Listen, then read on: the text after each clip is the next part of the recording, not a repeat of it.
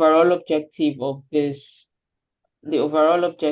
this summit is to present and create focused dialogues and programs. So we're going to be having lots and lots of conversation today. I really encourage you to participate during conversations. I really encourage you to share your thoughts and be part of the conversation. Don't just listen, but be part of the conversation. I want to say a very, very big thank you to Dr. Enuka for this awesome opportunity to be part of moderating this event today. Thank you so much. I see everyone. I see Erica and Nabila and also Peter from Kenya. I see Dr. Yaha from Egypt. Thank you. Please keep sending in your locations so that we can connect with each other and we all know what we're doing today. Thank you. So I'm going to be reading the house rules for us so that we get to be very sure of what is expected of us as we proceed today. So the first thing is this summit is delivered as an open source worldwide platform. All right, so all that is spoken, all that we're doing here today is being recorded and live streamed on YouTube. So do well to ensure that your connect and everybody in your network is part of contributing to building a sustainable environment. Also, the sessions are voluntary. No one is paying any fees, and we are part of contributing to a sustainable environment globally. All right, so if there's anything that you would like to say, any comments that you would like to make, please make use of the chat to introduce. You can network with anyone or drop a comment or a question. Please make use of the chat and all of that is going to be attended to. Also, if you would need to ask a specific question, do well to raise your hand, use the virtual hand raising and raise your hand. And please, it's very important that you keep your microphone muted, particularly when you are not speaking. All right, ensure that your microphone is muted. You're free to turn on your video if you want to, so that we all get to know, see who we are connecting with. All right, but please ensure that your microphone is muted so that we can maintain decorum in the room. And you will also be called to speak based on first come, first serve. Also, just so you know, and as a reminder, every participant will be given a certificate, but that would only be made accessible when you complete the feedback form. So please ensure that you stay till the end of the meeting, not just today, but for the remaining days that we have to do this summit, and be very, very sure to fill the feedback form because that is what qualifies you for your certificate. All right. Also, the feedback form will definitely be shared after every session. So after this morning session, you're going to have the feedback form. Do well to fill it as you attend each of the session. Okay, so there are also going to be 5 breakout rooms, which will be created as we proceed for one-on-one meetings and networking. So you can you can join any of the breakout rooms as it deems, as you see fit. Room 1 is going to be Dr. Renuka's office, where you get to meet and connect with her. Room 2 would also be Monica's office, where you get to meet with Monica. You're going to be meeting all of these people as we proceed. And then room 3, you're also going to be connecting and interacting with the co-host.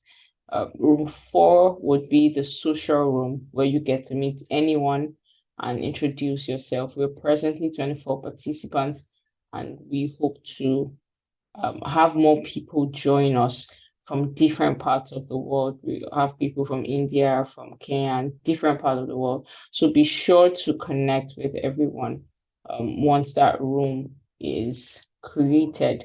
And also room 5 will be the business room, where you get to discuss your business ideas with anyone as you seem fit. And once again, we're very, very excited to welcome you to this summit.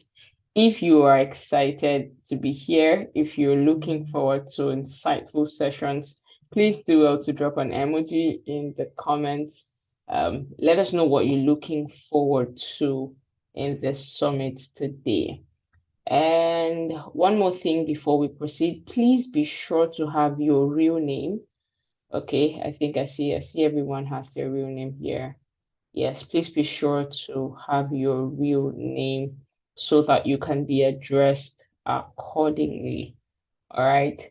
So once again, it's my pleasure to welcome you to the Kenya Global Summit today. And I'm so sure that you're going to be filled with so much value. Please permit me to take a quick break now as I welcome Dr. Renuka. Thank you very much, Doctor. Thank you very much. Thank you so much for setting the scene and giving out the house rules. So, and also thank you for volunteering as a moderator for the whole day. I am Dr. Renuka Thakur, founder of Global Sustainable Futures, and I wish that this becomes an open source and worldwide platform for anyone to engage and create a dialogue that they wish to be. They wish, and also to co-create our sustainable future.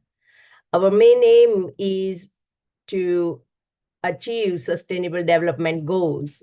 And as we have seen that there is an urgency within these last 5 years now, 5 or 6 years to achieve it, I think this type of summit will expedite our process to meet each other, collaborate with each other, make partnerships and create awareness that we want to, and also to implement the projects that can bring real ground level changes.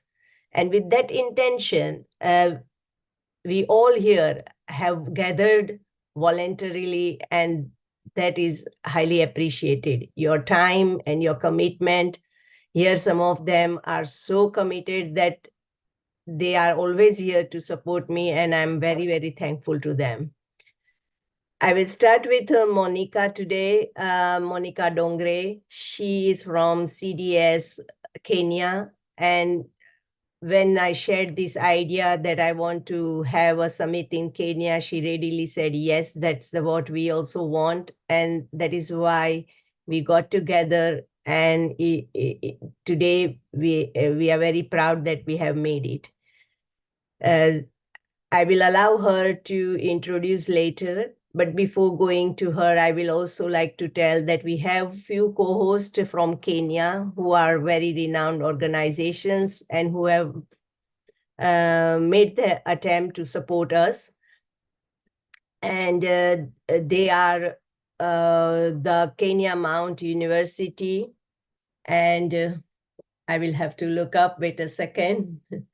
Kenya Mount University, and we have Millie Children's Family, and we have within the Kenya Mount University, we have United Nations Academic Impact SDG, Reduced Inequality Hub, who are directly related to UN.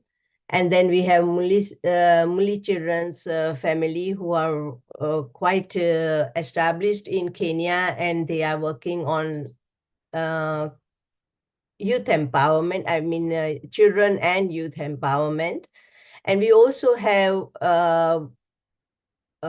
Ministry of Education, who will join us anytime during the session or within the whole youth summit, who are highly ambitious of encouraging youth and women education, development, and empowerment. Having these our co-host, that is not that is not enough, and we have plenty of other co-host, I would say, and very good supporter, very committed supporter around the world, and whom I can see here as an individuals as well as a part of their bringing their organizational support as well. And I can say that Professor Bishnu Pada Bose from India, Ujjwal Amatya from Nepal, Okela Abol, and Samuel Tuku, then Peter Cham. These are the Peter Cham is from Kenya, sorry. And Patrick, these are few people who are always here to support, and that is very highly appreciated. So, not taking much time and going, as we have a long list of speakers, I would also like you all to write down in the chat so that we can take the notes, like whatever you feel about it. If you want to put some more information, then please do. We are recording also. We will get the transcript so we can, go forward and report all this in a very, what do you say, in a constructive way, in a sense of bringing everyone's voice in what we are saying. So I will welcome now Monica to give her welcome speech, and then I can ask Akoma Bong to continue. Thank you very much. Thank you so much, Dr. Renuka. Thank you so much for the introduction and the welcome part. So good morning, good afternoon, everyone from around the world. And my name is Monica. I am part of CDS International Kenya. So I live in Kenya for last 8 to 9 years. So I want to start my introduction of my company's introduction with one small prayer. It's an Indian prayer from Bhagavad Gita. I think all Hindus who are here will understand, but I will definitely give a short meaning of this also. Karmanne vadikaraste ma kaleshu kadachana. So that means that there is no substitute to hard work, and eventually hard work pays. Here we learn that valuable lesson of letting go the result and not allowing to dedicate our attitude towards our work. While this doesn't mean that we should not focus on the result, it means often the result becomes so much of focal point, it can turn into a distraction. This detachment from the result also protects us from disappointment that we are bound to feel at one point or the other in our professional lives. So keeping this prayer in mind, we should focus on keep on trying from our side whatever best we can for our world, for our surrounding, our environment, or towards our community and society. So yeah, after this prayer, I want to share a small PPT about our organization, which is CDS International. Dr. Renuka, if you can just allow me. Yes, you are allowed to share. Please share. Okay. Can you see my screen? No, Monica, we can't see. Okay. I think you need to wait for the admin. No, it is free to share. And Okay. Now? Yes. Yeah, we can see. Okay. So name of our organization is Community Development and Sustainability Organization, CDS Kenya. CDS Kenya is about CDS Kenya. It is a non-governmental organization, NGO, and it is based in Cheptais. It is a rural part in Western Kenya, but now we are expanding in Nairobi and other parts of Kenya also. So our director and founder is Peter Cham, who is also present here. If you can switch on your camera, Mr. Peter, it will be easy for others to understand. Okay. And yeah, our vision and mission. Our mission is to facilitate development based on self-resilience and remote sustainable livelihood through community practice. And our vision is to empower community advancing knowledge for sustainable livelihood and self-resilience. So right now, as I mentioned earlier, our focus is in 5 counties, like before we have worked in these 5 counties, but now from this year, as we are expanding our work and our project, we are also focusing on other parts of Kenya.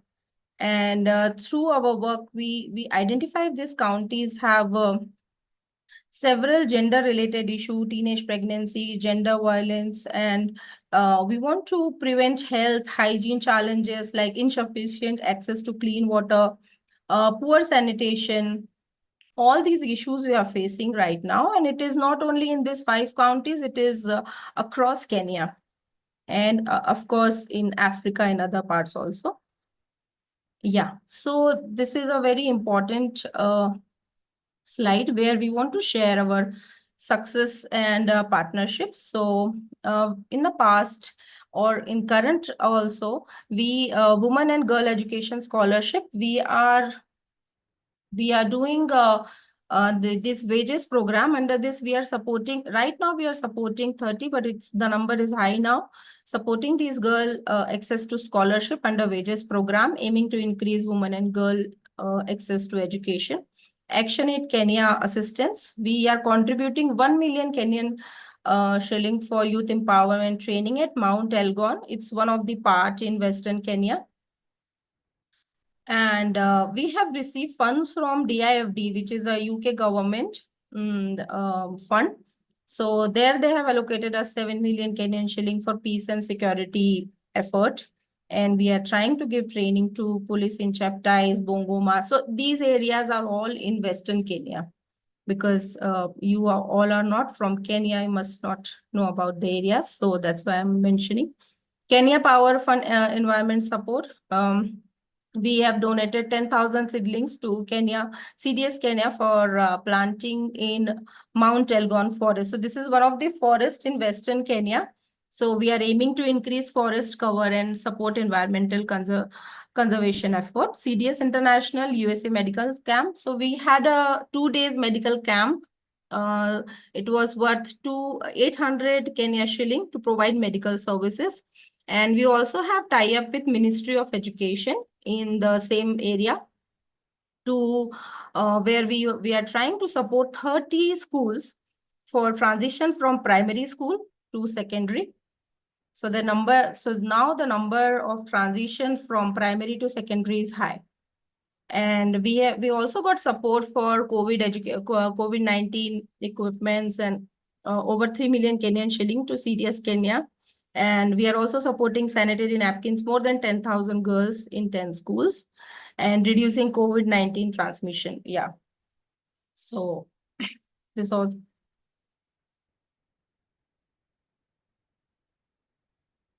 Okay. So now our focus is basically provide education, scholarship, vocational training, infrastructural development, livelihood, vocational training, entrepreneurship, where we can provide a sustainable future for all the people in living in Kenya and across. And we want to increase the employability skills.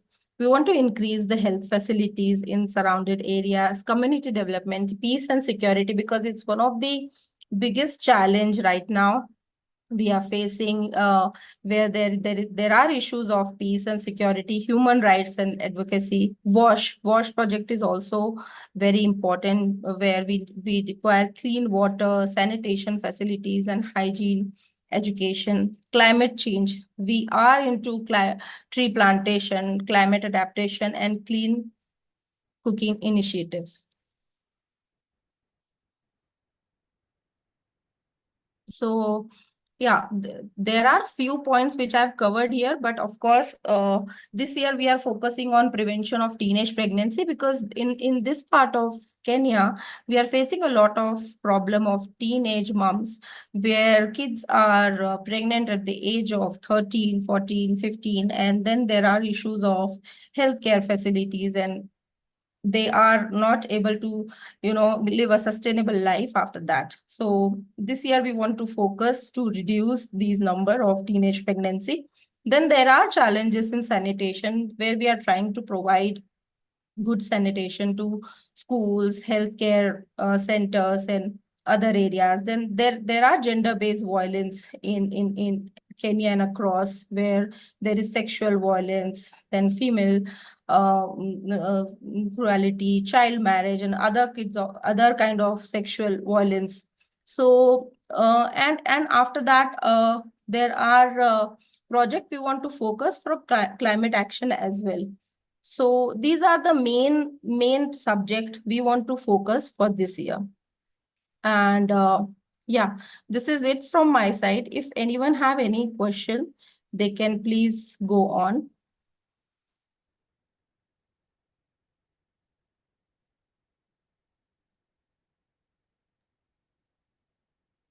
Or if Mr. Peter want to share something. Is he here? Yes, Peter is here, and Peter is here. No worries. Okay, so yeah, this is it from my side for now. Wonderful, wonderful. But Thank you we very are much. open. Yeah.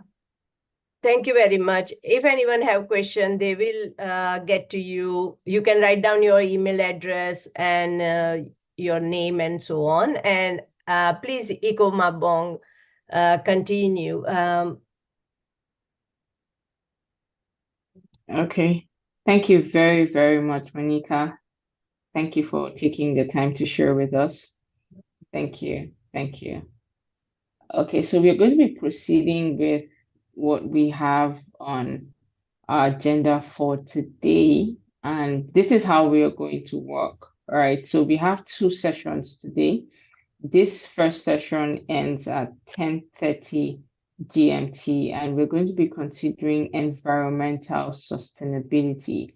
That's what we're having for this session. We're having a speaker who will come to be sharing with us, and then we're going to be having another session in the afternoon, all right, which is from 11:30 GMT up until 3 p.m. And then in that session, we're going to be talking about community empowerment. So be sure to stay around and provide or get value from each of these presentations from our seasoned speakers. All right, so like I said initially when we began, if you have anything to say about either of these 2 themes, that's looking at environmental sustainability and community empowerment, please do well to write them down alongside your name in the chat. And when the time is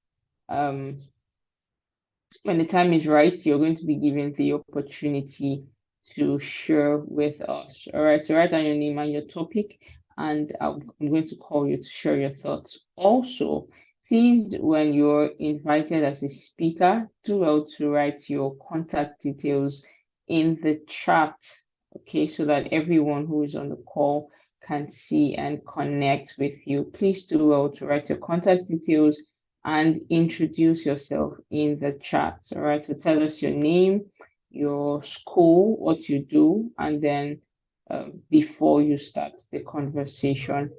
And if you also want to share your PowerPoint as a speaker, do well to also share it in the chat as a PDF so that every other person who's participating on the call can have access to it. I'm going to introduce the co-host for this session. They will also be sharing with us their institution and their involvement in the summit. So for today, we have 2 co-hosts. The first person that we have as a co-host for the Kenyan partner lead is Professor Peter Wanderi. Professor Peter Wanderi. He's going to be introducing himself and sharing with us his institution and his contribution to the program. We also have the second co-host for today, which is Kennedy Moody. Kennedy Moody would also be sharing to us. Kennedy is the CEO and founder of the Moody's Children Family. So he's also going to be sharing with us on his contribution to this summit today. So ladies and gentlemen, if you are still here with us, please do well to give a resounding round of applause as we welcome Professor Peter Wanderi to share with us his institution, introduce himself, and share his contribution to the summit. Thank you very much, Prof. Thank you, Ikamabong. We don't have our co-host today because they mentioned that they are busy, but we might have it in afternoon session. So Okay. we will wait for them to come in. However, I think we have the first speaker, but if she's here, she's Kate. Kate Kiru. I don't believe she's here. I don't think so. I don't think so. Maybe as we mentioned, and I will reiterate that we will go as first speaker. So whoever are interested in speaking for environmental sustainability theme, please write down your name in the chat with your topic so we can introduce you and welcome you.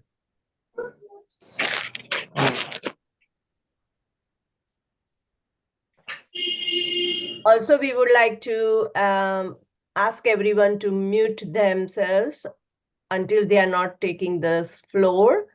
And also, we would like everyone to introduce themselves first, take their time to introduce, and then get to their topic. Wonderful. We have first volunteer here, Professor Vishnu Prasad Pada Bose, I think. Please take the floor.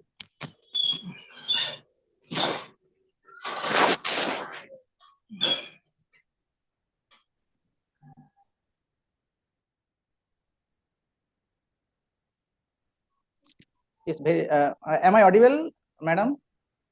Yes, you are. Welcome. Yes.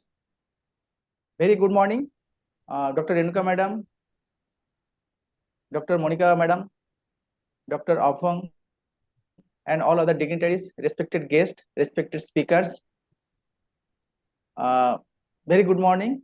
Thank you so much, and I express my sincere thanks and gratitude that opportunity is given me to share my presentation over here. It is a very nice, excellent platform where we can exchange our views, and of course, the outcome would be a very fruitful things. So, I am Dr. Vishnupada Bose from India. I am a professor of Civil and Environmental Engineering Department, and I have developed a sustainable building materials from the mining waste through the circular economy concept. So many step is there in the process, but one development today I would like to show here. So thank you so much. Madam, may I share my presentation? Yes, Can please. I share my presentation now? Yes, yes. You are Yes, allowed. thank you so much. Yes.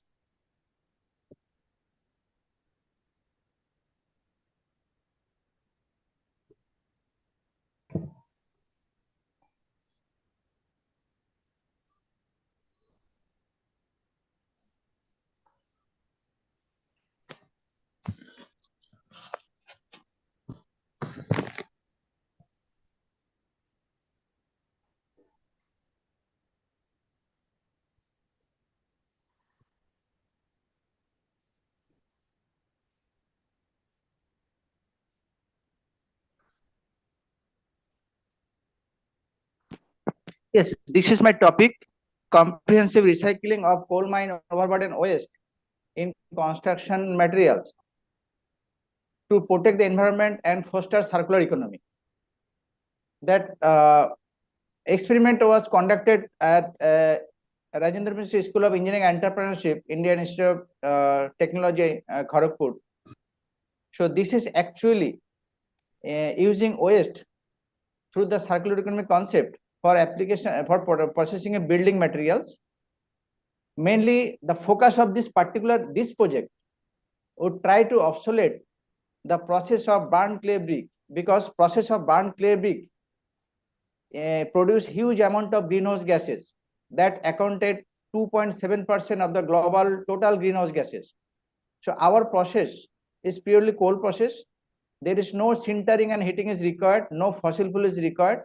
So this product can be used in place of burnt clay brick, which is a very unsustainable product. So this is the scenario at the present situation. Waste generation is growing exponentially across the globe. Waste contains many toxic elements, occupied vast land area. That should reduce agriculture efficiency, reduce crop productions. At the same time, cost of maintenance of waste is huge, and there is other unsustainable associate consequences through the waste. This is the future projections. At 2050, waste generation would be 3,400 million ton. So we have to look into we have to address the things immediately. Otherwise, it is an unsustainable situation will come in the futures. This is the present scenario. Due to exponential growth of waste material, carrying capacity of the biosphere has overshot by huge margin. That means nature has lost its regenerative capability. So recycling waste material will boost the sustainability of our environment. Recycling can reduce the volume of waste, at the same time replenish the resources, thereby reducing burden on the natures and increase sustainability. This is the circular economy concept which I have applied in this project. First, to collect the materials from the mining waste, then produce concrete and bricks, then build the infrastructures.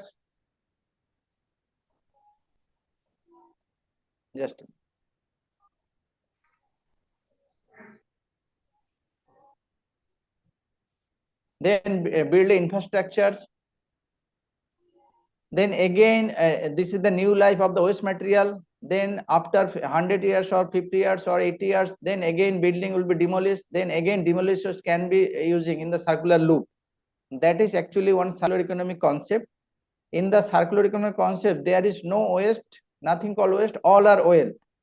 So in this process, we can use waste material in various applications, different prospective applications through the process technology. That is the job of the researchers. Researchers to develop the innovative idea how to use the waste material in different applications. In my case, I have used waste material in the building. I have used this waste material for the production of building materials, brick and concrete.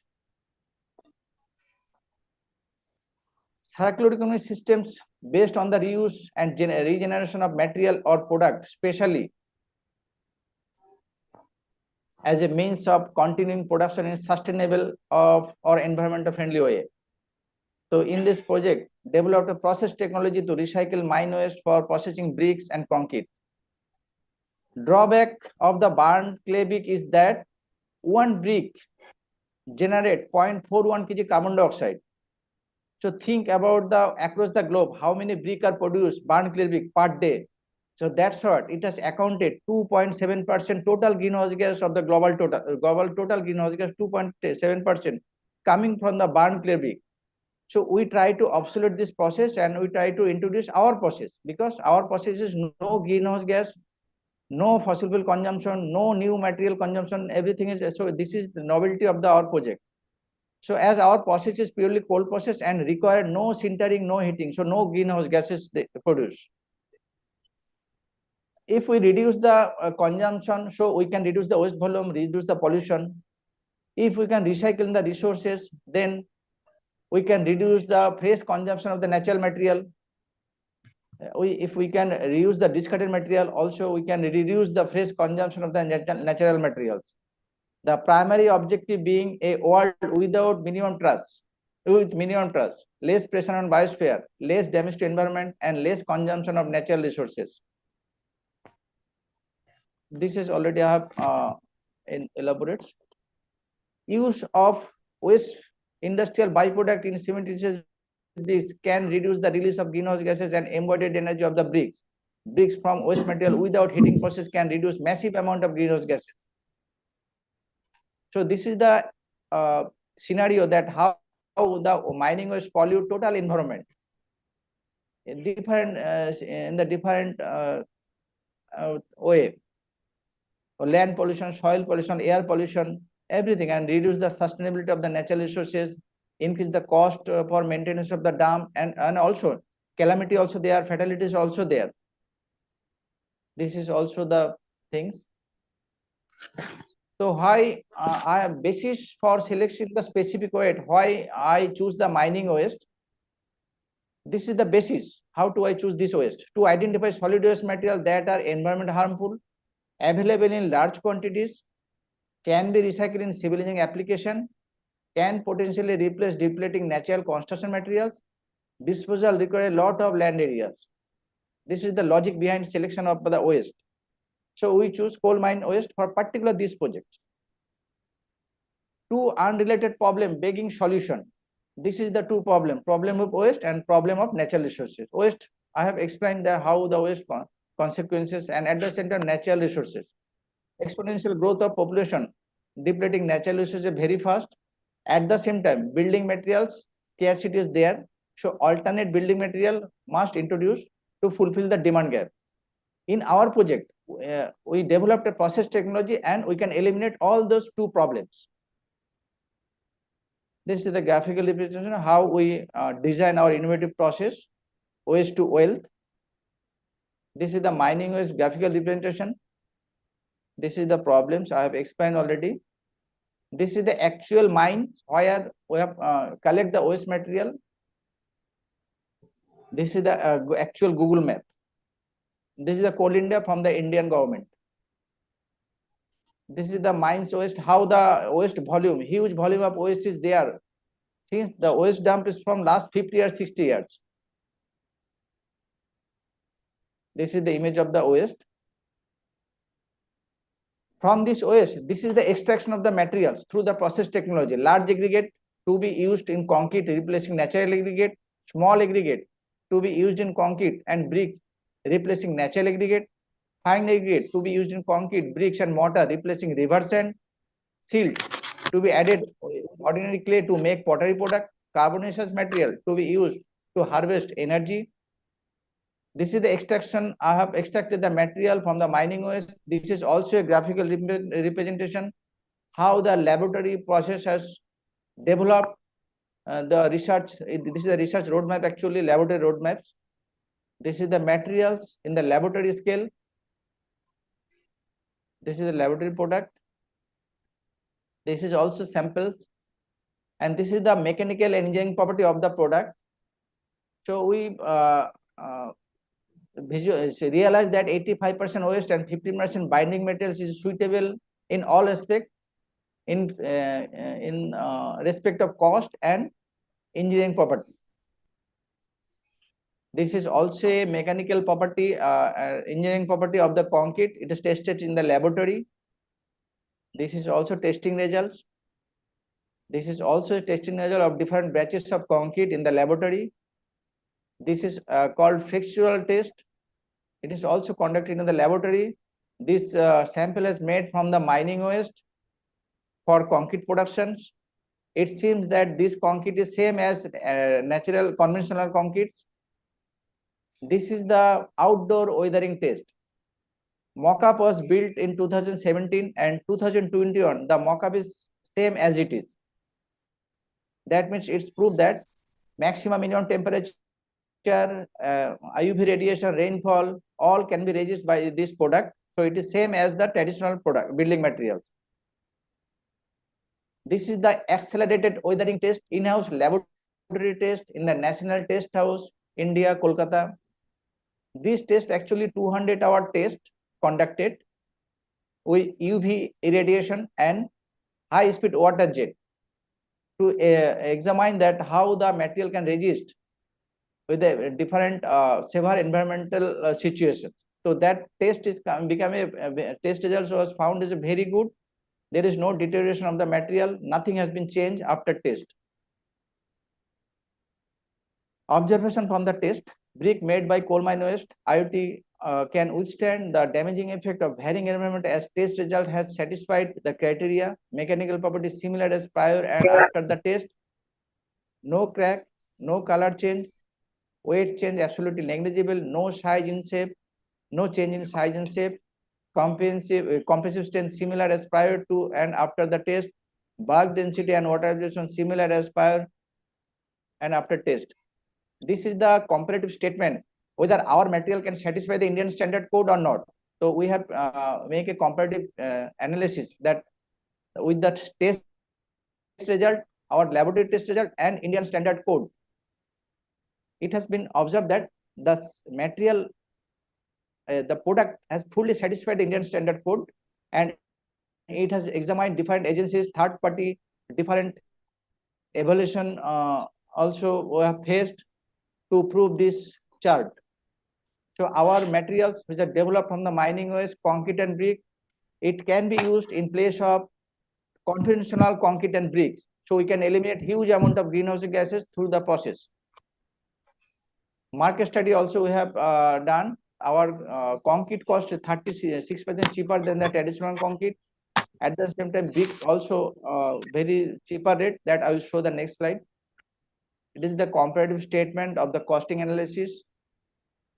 Conventional concrete on the particular market rate 6,125 for 1 cubic meter, and in our cases it's found 3,875 rupees per 1 cubic meter. That is 36% less from the market rate. This is the rate analysis.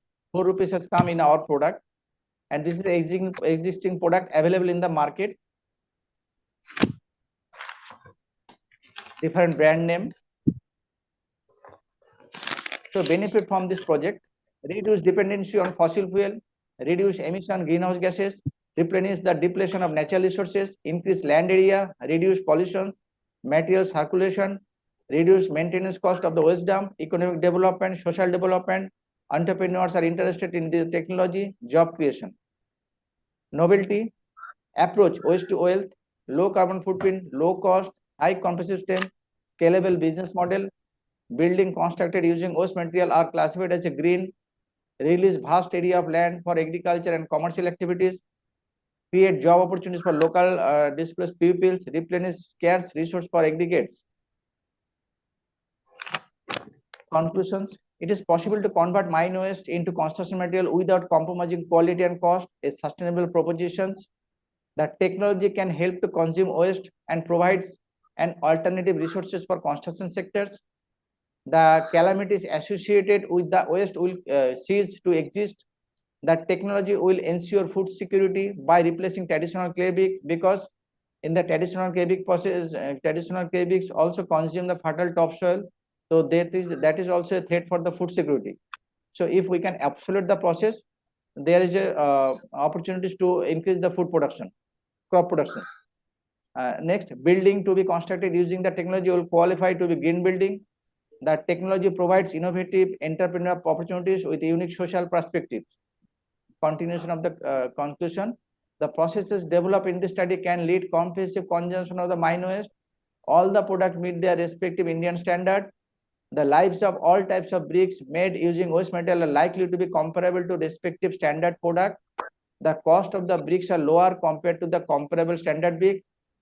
Entrepreneurs are interested in the technology. A lot of waste can potentially be recycled and put to use. Some part of the natural resources would be supplemented. A lot of land areas will be released. Adoption of the process would lead to the converting to waste into wealth. Implementation of the technology would squarely fulfill the circular economy philosophy. This is the total advantage and benefit of this project. This is actually now it is commercialized in our country. So thank you so much. This is my one project. Many project is there in this way. So I have shown today the mining waste utilization through the circular economy concept. Thank you so much. Thank you so much, Dr. Bishnu Pada Bose. Yes, thank you. Thank you. Stop my sharing now. Yes, you can stop. But I would like Yes, to thank you. I would like to have some questions with you. I mean, Yes. of course, this is a very innovative way to save waste, and especially therefore we are looking into environmental sustainability, but not only that, we are having this resource efficiency and many other, innovative workplace. I mean, what do you say? Um, very innovative activities can be created out of it, and a new work environment is created, new type of whole supply chain is created, and so on. So may I know your plans, how you want to propagate this idea, and how would you like to collaborate with others? Please tell me more on that.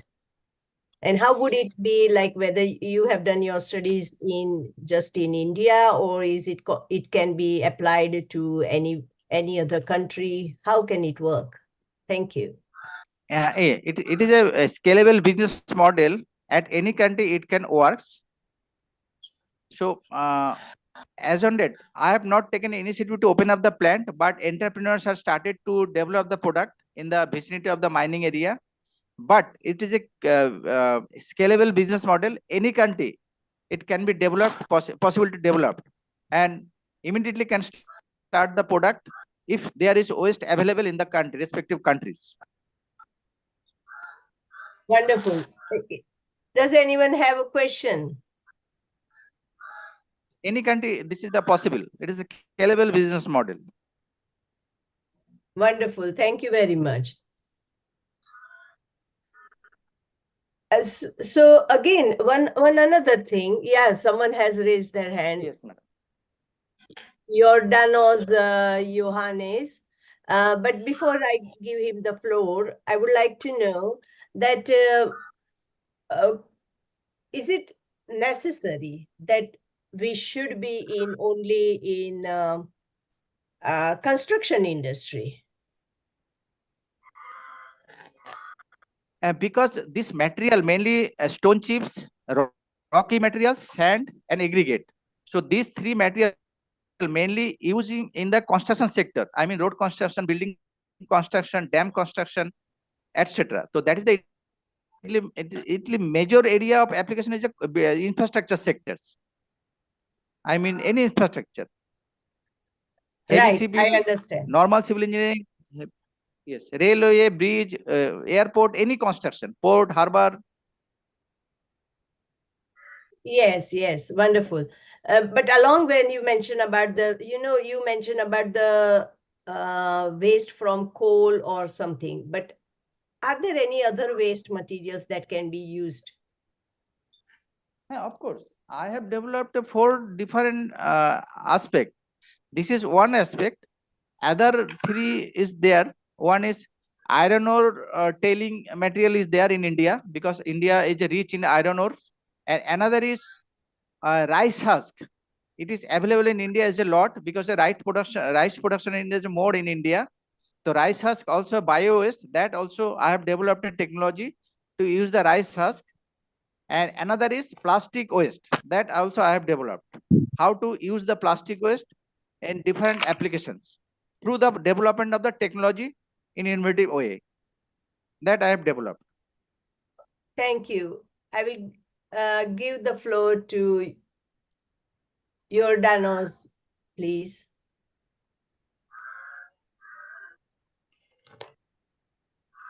And following that, we have some questions in the chat. Please, moderator, keep an eye on your chat, please. Okay, can you hear me? Yes, we can hear you. Okay, thank you, Professor, for your presentation. My question is, how your project is related to the environment? And my question is, I see even mining industry is very damageable to the environment, and what kind of environmental consideration you have taken to this project? I didn't see in your presentation. Thank you. No, I have in the second slide, I have shown the environmental consequences of the waste. However, I would like to explain now. Mining waste actually contain a toxic material. Consequences is like that. Sequentially, I'm telling you. Number one, that waste pollute land, water, soil, air. One consequences. Second consequences, waste generate leachate. Leachate is a very toxic element. When rainwater connect with the waste, that generate leachate. Leachate also a very toxic element. Second consequences. Third consequences, waste occupy vast land area. That actually reduce occupy the vast land area means it is reduce the crop production, reduce the agriculture development, and it is third. Fourth consequences, to maintain the waste dump required huge amount of cost, because this waste dump is remain is there 50 years, 60 years. You have to maintain the dump, waste dump, to reduce the fatality. There is a fourth consequences. Fifth consequences, fatalities is there, that I have shown in my slides, that how the consequences there, accident, waste dump failure, etc. So if we can able to use this waste material, all 5 consequences we can eliminate a single solution, through the single solution. That means if you can use the waste material in particular applications, then we can able to eliminate all those serious consequences. Because if waste is not there, so consequences also not there. That's what circular economy dictated, that zero waste mission. That means no waste, all are wealth. So if we follow the circular economy philosophy, all waste can be utilized. That means zero waste. If waste is not there, so environmental consequences also not there, zero consequences. That is the philosophy of the circular economy philosophy, circular economy concept. So that I have applied in my innovative design, that development of the building materials. This is the things. Thank you very much. Thank you. May I deliver right answer?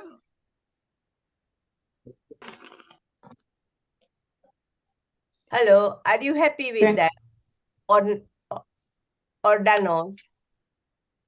Yeah, Order- a little bit, yeah. But we know that environmental damage is seen in mining industries. It's even there are very toxic chemicals are to the environment from coaling industry or any waste from Yes. minings. But your consideration is economical, but you have to consider environmental protection. You know that global warming is our issue. That's what I would like to say, that if waste is not there, so there is no consequences. This is the circular economy concept. We can use this waste fully, 100%. If waste is not there, then there is no environmental consequences, no toxic element, nothing is there. If we can use the waste material fully, otherwise we have to maintain the dump year after year, year after year. That is the increase the environmental pollution and different consequences, fatalities like that. So circular economy dictated that if we can use all waste material, we can eliminate all problems, all environmental issues. Because if waste is zero, no waste, so no toxic element, no accident, no costing. This is the philosophy.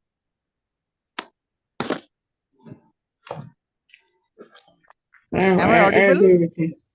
Very audible. Yes, you are audible. Thank you very much. I think you have given enough explanation.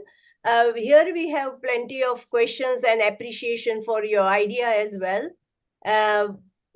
Jafar is here, Jafar Farooq, and he's saying he loved this idea and product, and he is trying to engage and think like how he can be applying into his company, his parent company, which is Green World Matters Limited. Jafar, do you want to speak? Yeah, I think he has a question in the chat. Yes, but if he wants to speak on his own, then please do. Okay.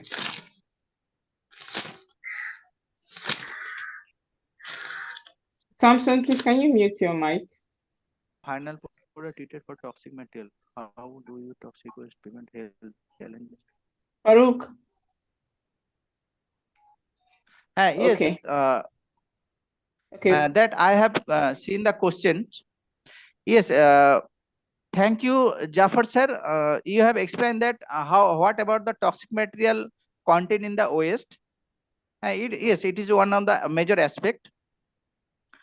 Number one, when we are pulverizing the waste material through water, many toxic element has passed out from the water flowing. That water again separately treated, that is another issue. But if I talk about the particular waste material, some toxic element may be there, but it is embedded in the building materials. It is no harm, no exposure in the environment. It as it is there. But when I washing this material, then reduce the toxic element in large amount. That's what. There is no toxic element in the product. I think this is Okay. your question. Okay. I think I'll just have to read Farouk's question. Farooq yeah, sir, am I audible? Yes, you're audible. So Farouk is saying how large is And the equipment? another question is there. How large is the equipment used for product? It is a Yes. simply brick production machine is there, and Indian currency. This total costing is 4 billion Indian rupees. It's required to open up a plant in Indian currency. So many entrepreneurs are open up this plant because it is a very profitable business now. For 4 million Indian currency is required to open up this plant in our country. Farooq sir has mentioned that how equipment is required. That is the things. It is a prototype equipment is available in the market. Many companies is there. They have custom made equipment. If you give the order, they will supply the big production equipment. It is available in the market. But total setup, including other establishment, 4 million Indian currency is required in India. Okay. So that Thank you you can very much. produce per day 20,000 bricks you can produce. Per day 20,000 bricks. Wow. Wow. Thank you. Thank you very much, Doctor. Okay, so Florence Gabi says this can really solve the problem of waste management in Homa Bay County. And then she says, how can one venture in this? How can one venture into this? Yes, yes. It is as I told that it's a scalable business model, waste to wealth, and waste can be used in any application through the different technologies. That is the job of researchers. If I talk about the particular in my presentation, then it is possible to open up the plant in the Kenya, as Florence Gabi sir asking me that how can one venture in this? Yes, it's possible to open up this plant in the Kenya, but if talk about the mining waste, the mining waste should be there. That's then you can use this mining waste to processing brick and concrete. That is possible, no issue. It is a scalable business model, and it is proven technology. Even I can help you to develop the establish the plant. I can give the idea how you open up the plant over there. Anything that I can do. Wonderful, wonderful. Thank you very much. I know Dr. Vishnu has a commitment for this, and you can engage with him to understand the process and how it would work. So please continue. Okay, do we have any other speaker here? Otherwise, we have other speakers also who has expressed their intention to speak, but whether they are here or not is not clear. We haven't got anyone raising their hand to speak. Those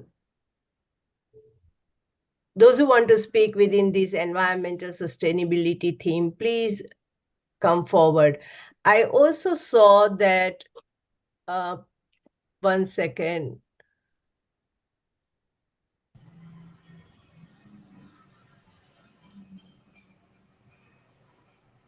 Okay, I think Professor Peter is here. Yeah, that is what I was going to look, but I don't see him again. Yes, I'm Professor here. I'm Peter here. Bhandari is here. So Yes, I'm Yes. here. please, Professor, welcome to the summit. And we would like you to introduce yourself and speak about how you feel with us. Thank you.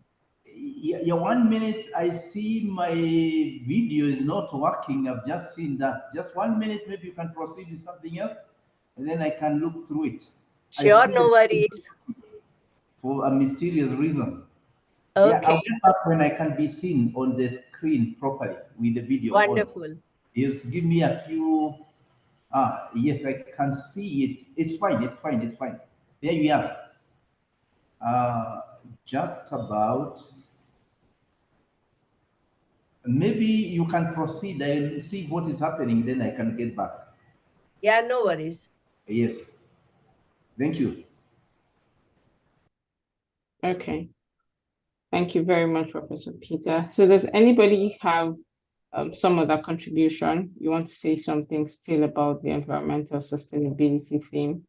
Please do well Maybe we too. can call upon Samuel Nijorajit Tuku. Okay. Samuel. Okay.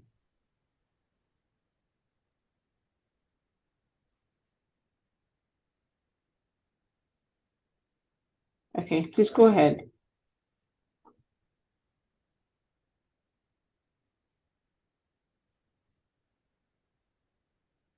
Is the person here?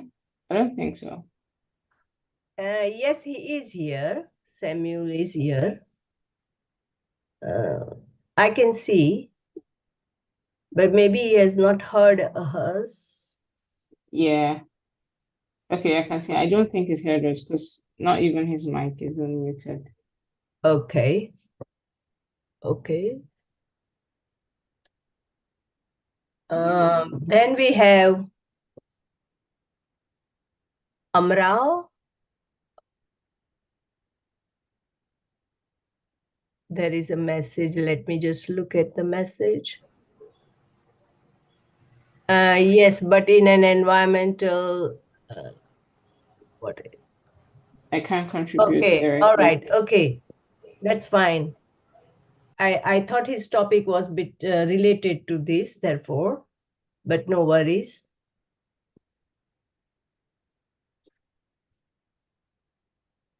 Okay.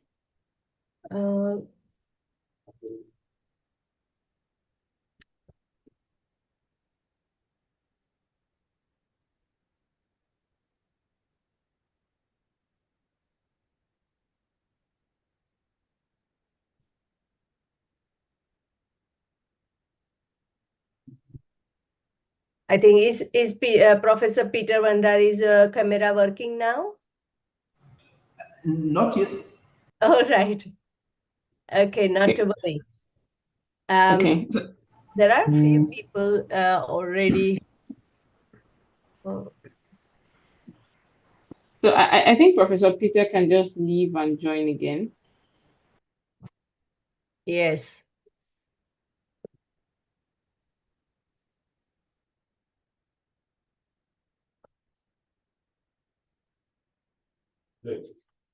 Hello, Professor Peter. You could just leave and join again. And then if anyone wants to share, please go ahead and share as it concerns environmental sustainability. Or you want to ask questions, please go ahead while we wait for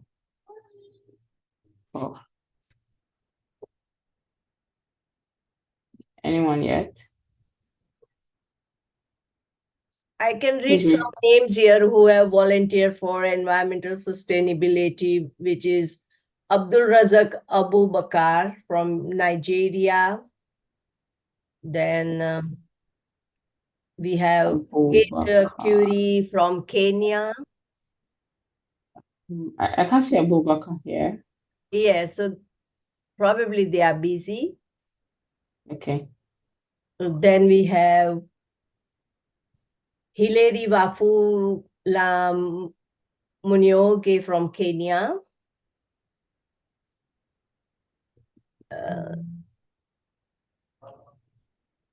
Then we have again Hilary, twice we have.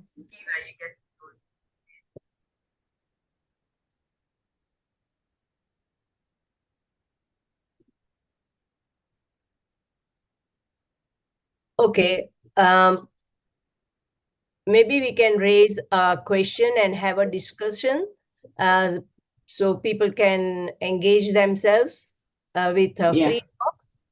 Especially what we have seen like from the responses that we have got here, we have seen that environmental sustainability, mainly people are focusing on tree planting, nature-based solutions, that how we can conserve, protect, and so on. But here, I think Professor Bisnu gave us a very good example of how we can include, environmental sustainability within the materials and so on. That is, and I think rightly the last person, like Ordanos asks that how you are establishing that there is a environmental sustainability within your concept. And that is the thing I think we need to more understand, that whatever we do, we produce waste, and that is impacted on environment. And therefore, we need to stop waste, totally stop waste. And whatever the waste, like waste is there, we have to use it as a resource. Here, Professor Vandari is here with their camera. We will continue this discussion after his welcome speech. So thank you very much, Professor Vandari, taking your time and being with us. Thank you very much. And I appreciate for this opportunity that I've been given to be here on this forum. Thank you very much for giving me and waiting for me. I'm sorry I had another meeting at the Vice Chancellor's office. Dr. Renuka, thank you for the opportunity, and we are happy as a university to be associated with you. I wish to indicate that Mount Kenya University, which is in Kenya and is a regional university in eastern part of Africa, we are very strong on the global sustainability issues. First of all, we are members of the United Nations Academic Impact, and I hope the universities here that are represented are members of that free of charge platform. And other than that, we are lucky to have been given an opportunity by the United Nations Academic Impact to serve as a United Nations Academic Impact Hub for SDG number 10 on reduced inequalities for a period of 3 years ending this year. And because of that, anything that brings members together to discuss SDGs issue, to discuss reduced inequalities in the community, may it be climatic mitigation issues, may it be issues to do with the poverty eradication, production of food, education, access to quality education, all peace and others, all of these are very relevant to us as a university. We have a team of researchers across the faculties that work in these areas. And we are very happy that through Dr. Renuka, I have also met with Monica, who paid us a visit to the university, and she is engaging with some of our researchers. We are happy to be here, and we are happy also to promise that we are working on another possibility with Dr. Renuka, where we could have a bigger forum next month, in the month of April. Thank you very much. Maybe for now, I would say that. However, I'm available for any questions, and especially on issues to do with United Nations Academic Impact Platform, which is a free of charge platform. And several universities may not be aware about it, so they have not taken advantage. Kindly consider taking advantage, but also we are open for partnerships. Thank you very much again. Once again, Dr. Renuka, for this. Thank you. Thank you very Professor. much. Thank you.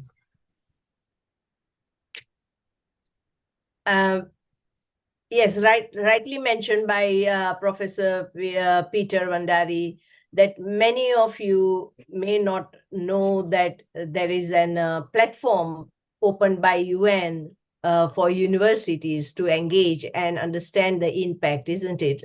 UN, I believe it is AI, UNAI, academic. Yes, UNAI, United Nations Academic Impact, Yes. UNAI. And many of us here are associated with universities, and it is free to join. And you can have a set program through that, as well as you can attend their events, meetings, and all that, and understand how you can increase the impact. So thank you for sharing that with us. Professor, I would like to also know what are particular programs that you are doing in within your SDG 10 inequalities, so we can understand how others can engage with you and so on. Thank you. I'll start with the latest, maybe the one that is more current as we speak, that we are preparing to host a workshop on 21st, and Monica, I see her here. She'll be visiting and attending in person, I'm sure. It will be hosted at the university, and this will be a half-a-day interactive opportunity, and we'll be hosting guests from the Nagaoka University of Technology. Nagaoka University of Technology of Japan is the United Nations Academic Impact Hub for SDG number 10 on infrastructure, innovation, technology, and industry. I wish to clarify that when universities engage with the United Nations Academic Impact at that level after you've registered, and every year you are given a template to submit your report, from where they are, they will be able to, they're able to see from the dashboard a university that they can approach to serve as a hub for a particular SDG. So this is what they did to us, and I'm sure they did that. Every one moment, in one moment, there is a university that goes for 3 years, renewable period, serving as a hub for a particular SDG. So the Nagaoka University of Technology has served for 6 years. They got the renewal in 2021, and they're finishing their second term. Over the years, we've been working together on matters to do with the technology for sustainability and for reducing inequalities. And they did conferences with us. We had a conference on peace in 2022, and they joined us online.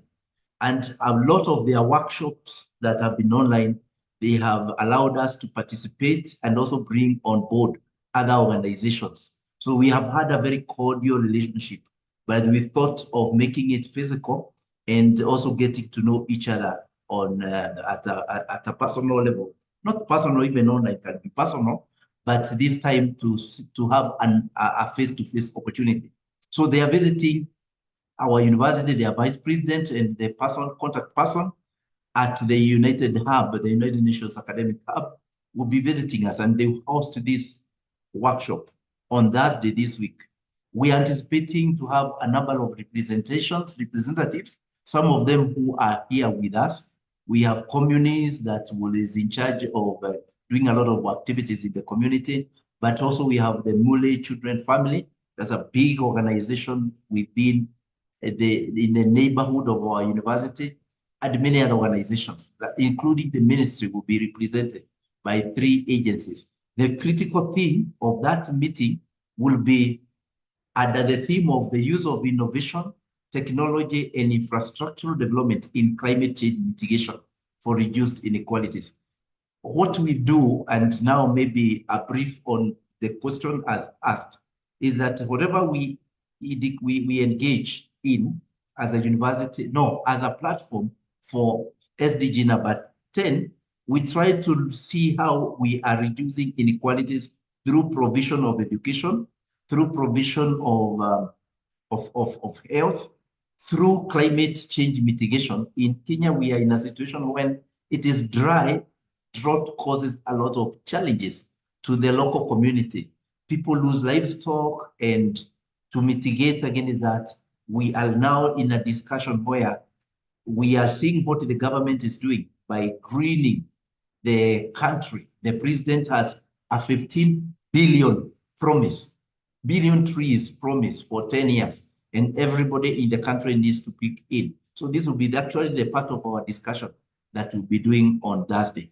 We have many other activities, including youth empowerment. In Kenya, we have a challenge of quite a number of young people, due to lack of employment, have moved into drugs or alcoholism, cheap alcohol, and they have really ruined themselves. So we have come up with a provision whereby, using programs on entrepreneurship, like where the university is in partnership with Gsfn University of Germany, and they have a program called Students Training for Entrepreneurial Promotion.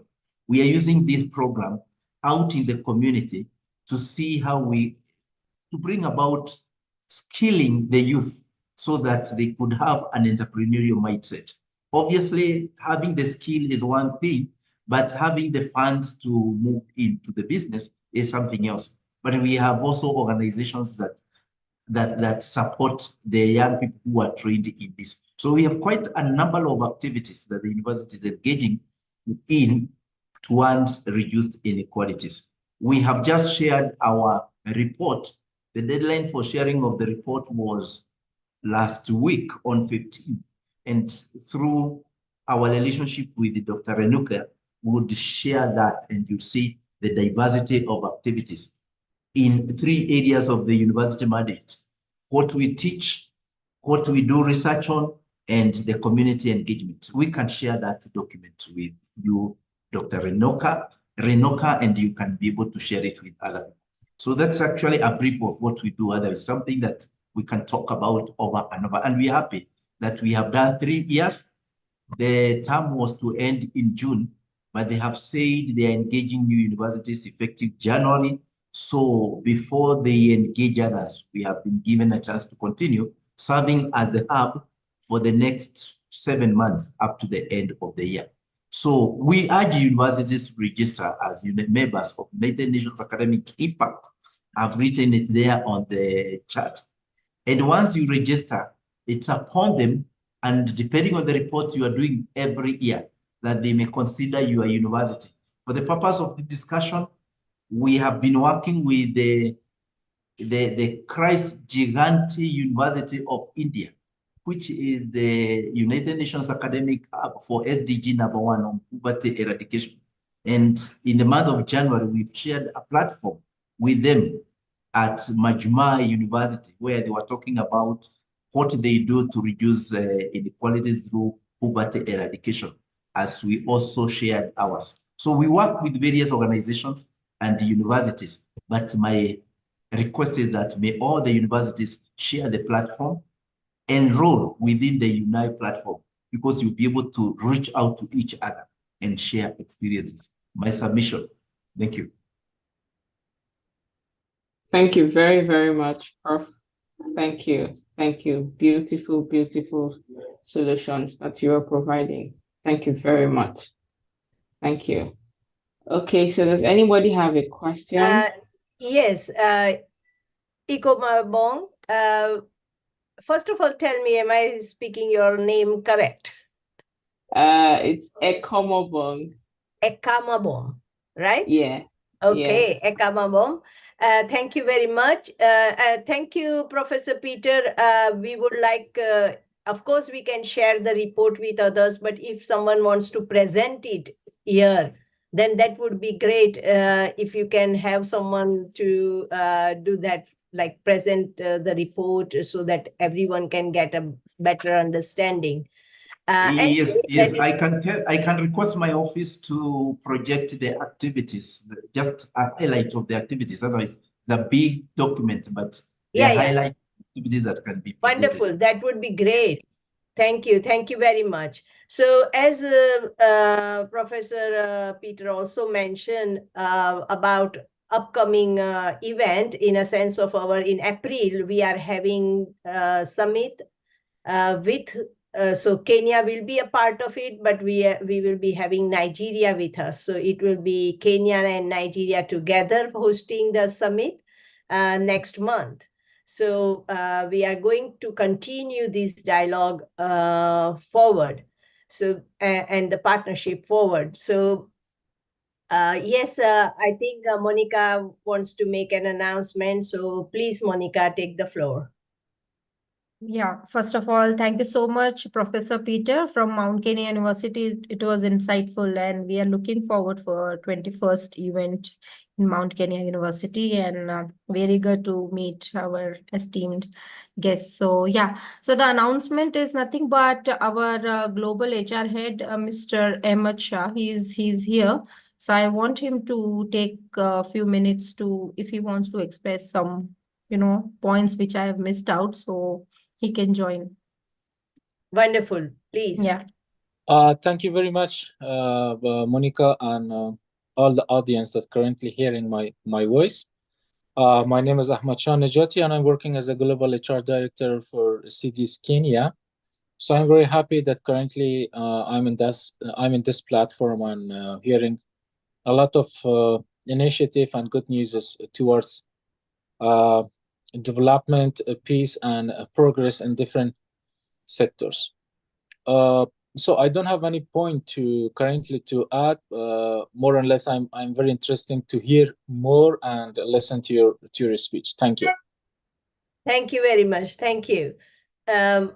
So yeah, do we have now anyone to speak here? Yes, we have someone. Alex Monuri Manya, please, Ekamabom, please take the floor. There is one announcement in the chat.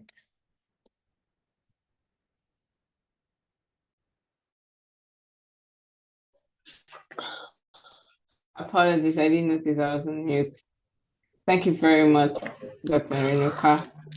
Alex, please go ahead with your conversation. Florence, please mute your mic, Florence. Florence, Gabby, thank you. Thank you. Please go ahead, Alice. Good morning, everyone. Morning, everyone. Okay. Good morning. My name is Alex Munyere Maina. I'm a basketball player, coach, and a referee. I'm experienced in coaching and officiating able-bodied basketball, wheelchair basketball, and deaf basketball. Personally, we want to use basketball to fight. We want to use sports to fight climate change. Around the world, we are in partnership with a number of companies. One of the companies that we are in, which is a social impact organization. I think first of all, I think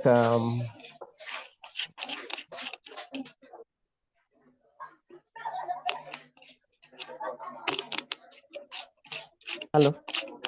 I would like to make a request. Hello. Yes, Alex, I can hear you. Hello. I would like to make a request. Maybe you can help me by playing the documentary that I have on the chat, please. Okay. Dr. Do you want to play the video? Yeah. I want to play the video. I can do that. So that's at least now everybody can first understand, and then from there I'll be in a position to explain a number of things from there. Okay. Okay.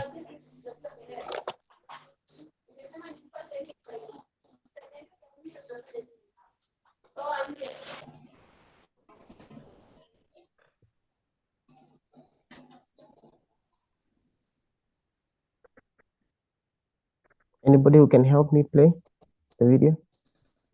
Yes, I'm doing so. Okay. Okay. Okay. The video is a documentary on okay.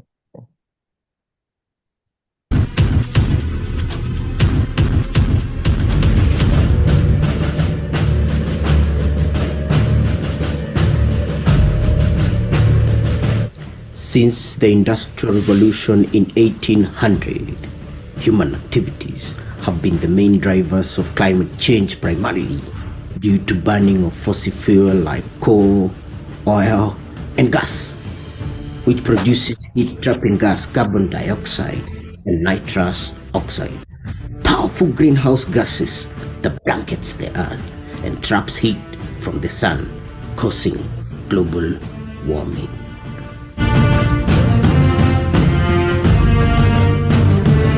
Quad B, Aunua Global, and Think Ocean have come together in coming up with the first prototype of a multi-sport complex constructed using soil, used tires, and recycled plastics.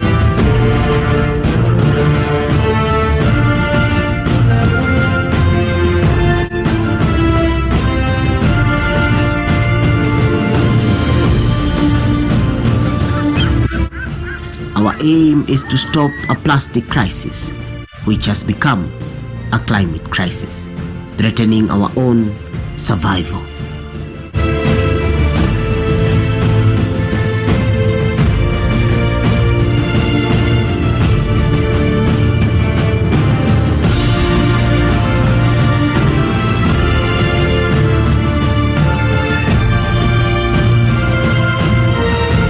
Plastics and tire pollution can alter habitats and natural processes, reducing ecosystems' ability to adapt to climate change, directly affecting millions of people's lives and livelihoods.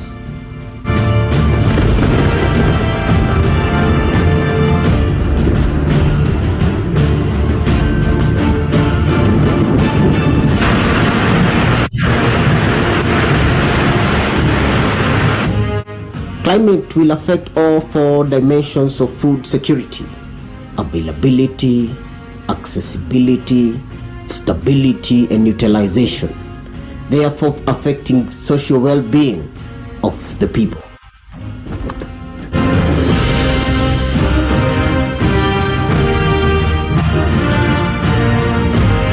Plastics have become such an entrenched part of our lives. Annual plastic production is 430 million metric tons, out of which only 9% has ever been recycled. The amount of plastic produced since 1950 measures about 9.2 billion tons. Researchers are equating it to the weight of 1,600 Great Pyramids of Giza.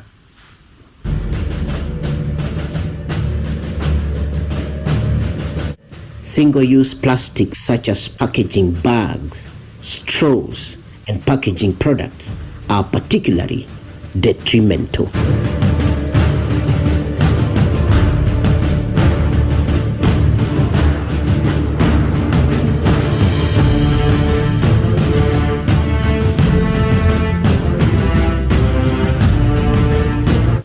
Data from World Economic Forum suggests that packaging probably accounts for 1/3 of all plastics used, of which approximately 40% goes to landfills, while 32% escapes the collection system and ends up littering our environment. 14% is incinerated and 14% is recycled. Out of the 14% which is recycled, only 2% which is effectively recycled. The other 12% is probably downcycled.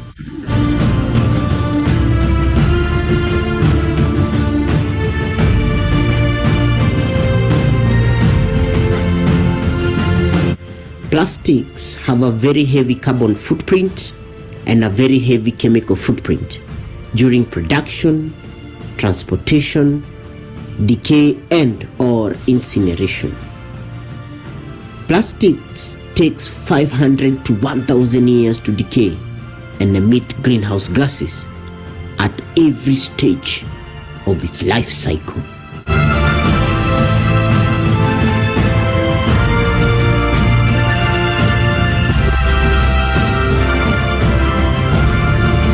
More than 32% of the 78 million tons of plastic packaging produced annually is left to flow into the ocean, an equivalent of pouring one garbage truck every minute, which adds up to 8 million metric tons every year. This is so much plastics, reports suggest, that it could outweigh the fish in the ocean by 2050.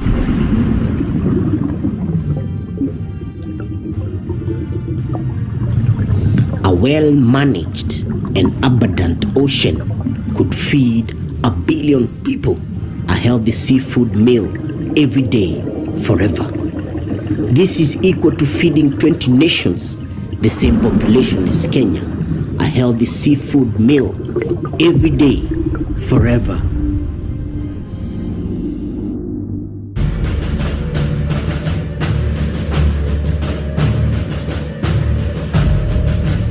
Once plastics gets into the ocean, some sink to the bottom of the ocean, robbing marine ecosystem the oxygen they need to survive. Others break down into microplastics over hundreds of years. Microplastics are fatal to marine life. Sea creatures are choking on them. Microplastics are ingested by species across the marine world.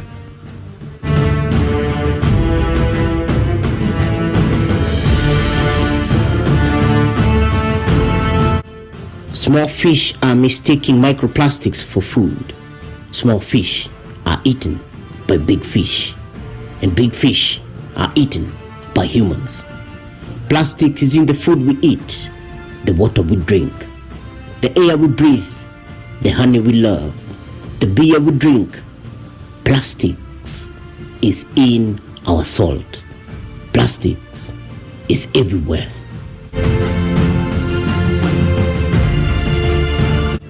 Microplastics have been detected in human blood for the first time, with scientists finding tiny particles in almost 80% of people tested.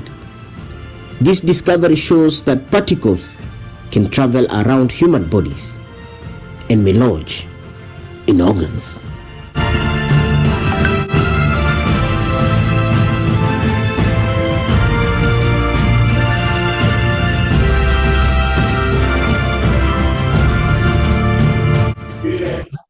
Have become an essential component of product and packaging because they are durable, lightweight, and cheap. Though they offer numerous benefits, plastics originate from fossil fuel and emit greenhouse gas from cradle to grave. Report projects that the plastic industry shall be responsible for 1.34 billion tons of greenhouse gas emission annually by 2030, about equal to the emission of the entire continent of Africa today. Plastics are responsible for roughly 4.5% of global greenhouse gas emission, and this is why plastics cannot be ignored. If plastics was a nation, it could be the 5th largest emitter of greenhouse gas in the world, after China, United States, Russia, and India.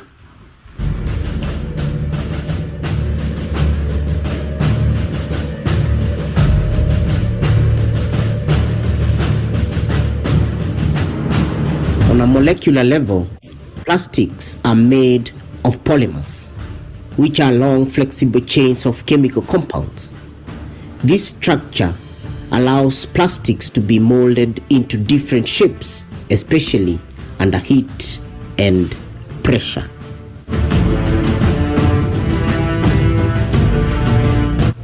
Around the world, 3,300 tires are produced every minute. About 32 million tons of tires reach the end of their life each year This is around 1 billion end-of-life tires annually. It takes hundreds of years for tires to decompose.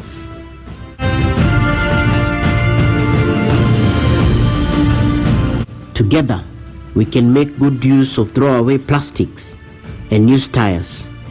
Let us stop plastic pollution from wrecking our climate.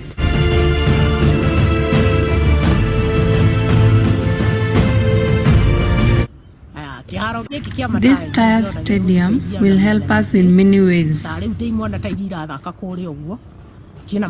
It will nurture talent for our kids.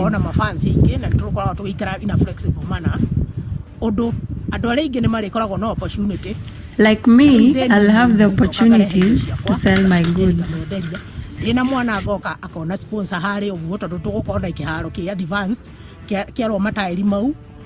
Our leaders will come to attend, and that is where our kids will get sponsorship.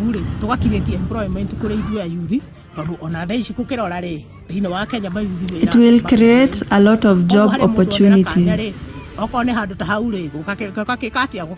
Environment bado iko sawa. Kama ni maji wanakunywa, tunajua hizo plastic kuna venye zinaokotwa, zinawekwa pahali pamoja. We will collect plastics to go build such kama hiyo tunasikia ya kujenga nini? Kujenga uwanja.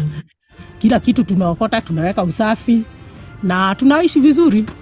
Na hiyo naona itatusaidia sana kulingana na venye mnajenga na hizo vitu za recycling. Sorry.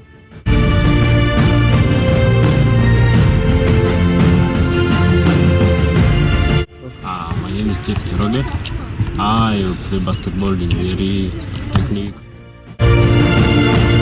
We don't have even one community court, which leads to even time wastage where people almost use drugs.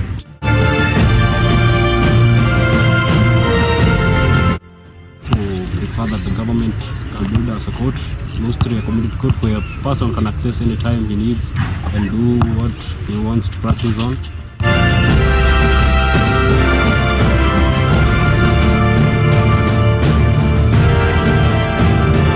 My name is Kevin Muregi. I'm a basketball player, whereby we have shortage of courts, whereby we have a project that uses waste materials like plastic and tires, which will help us to create employment and to nurture talents. I'm Purity, I'm a basketball player, and having a community basketball court made out of recycled plastics and tires is going to help us and also our environment in that we're going to reduce the amount of littering around our compounds, around our areas, and also it's going to reduce the amount of greenhouse gases that are being emitted into the air, which can also lead to global warming in our country. She's capable of making, but there's just something very special about this young woman.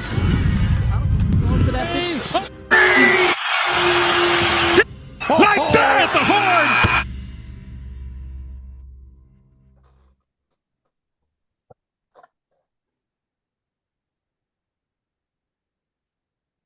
Amazing. Amazing. Thank you very much. Amazing. Thank you very much. That was beautiful. Okay, thank you. Okay, allow me to, okay. Can I continue? Yes, please. Okay, allow me first to thank you all for giving me this opportunity. Thank you to Gsfn.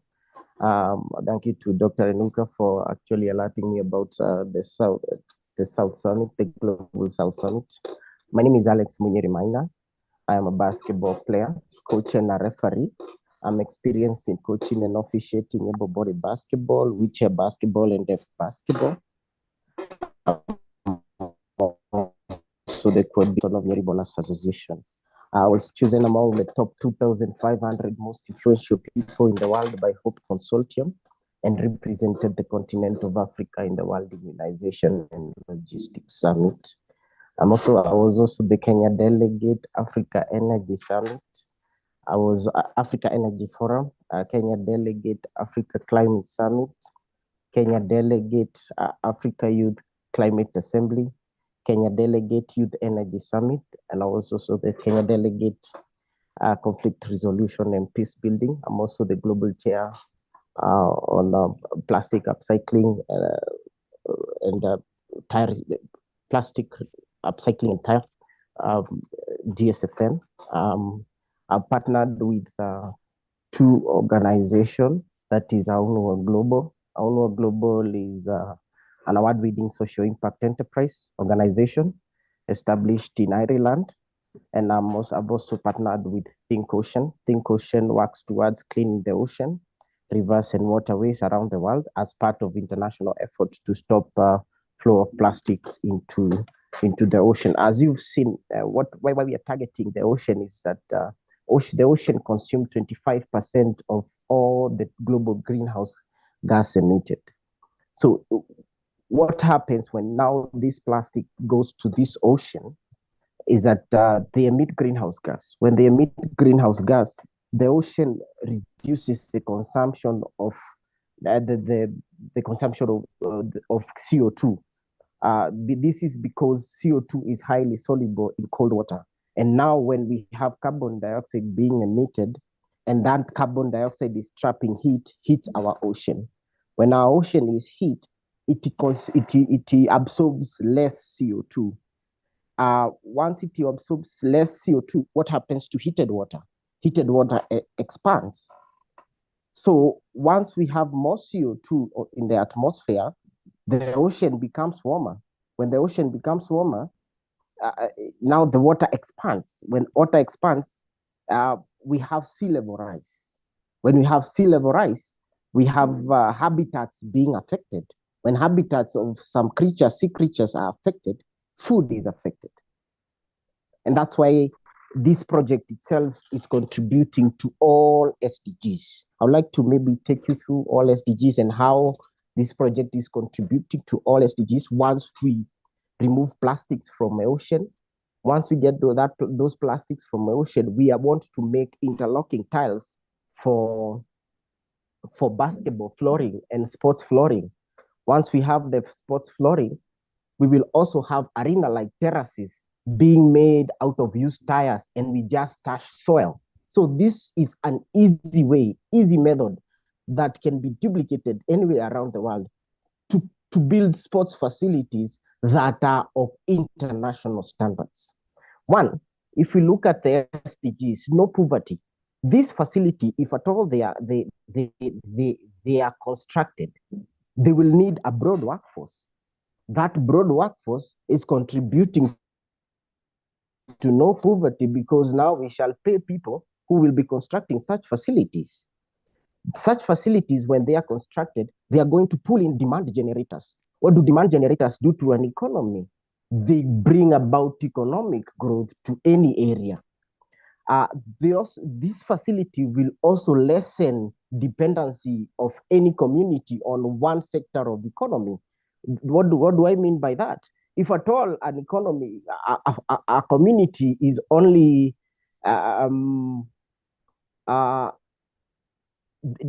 benefits maybe from agriculture. Now, if at all we have such a facility, now such a community will benefit from tourism, sports tourism. So it will open up new ways, new methods of people earning money and hence end poverty. Let us look at SDG 2, zero hunger. Zero hunger, we've seen that plastics goes to the ocean. Once plastic goes to the ocean, fish are mistaking such plastics for food, for prey. Okay? Once fish eat this prey, they die. What happens when the fish die? We lack food. So this is how such a project is contributing to food, zero hunger. When we look at now, I'll also come now to SDG 13 on climate change. But now let us look at it in ending hunger or bringing about zero hunger. Once we have plastic, climate change happens. What happens to farmers? Farmers will not be in a position to plant their plants, or they will yield less because now the climate is affected. Why is it being affected? Because of plastic. Plastics are emitting the greenhouse gas. So once their harvest is affected, we have hunger.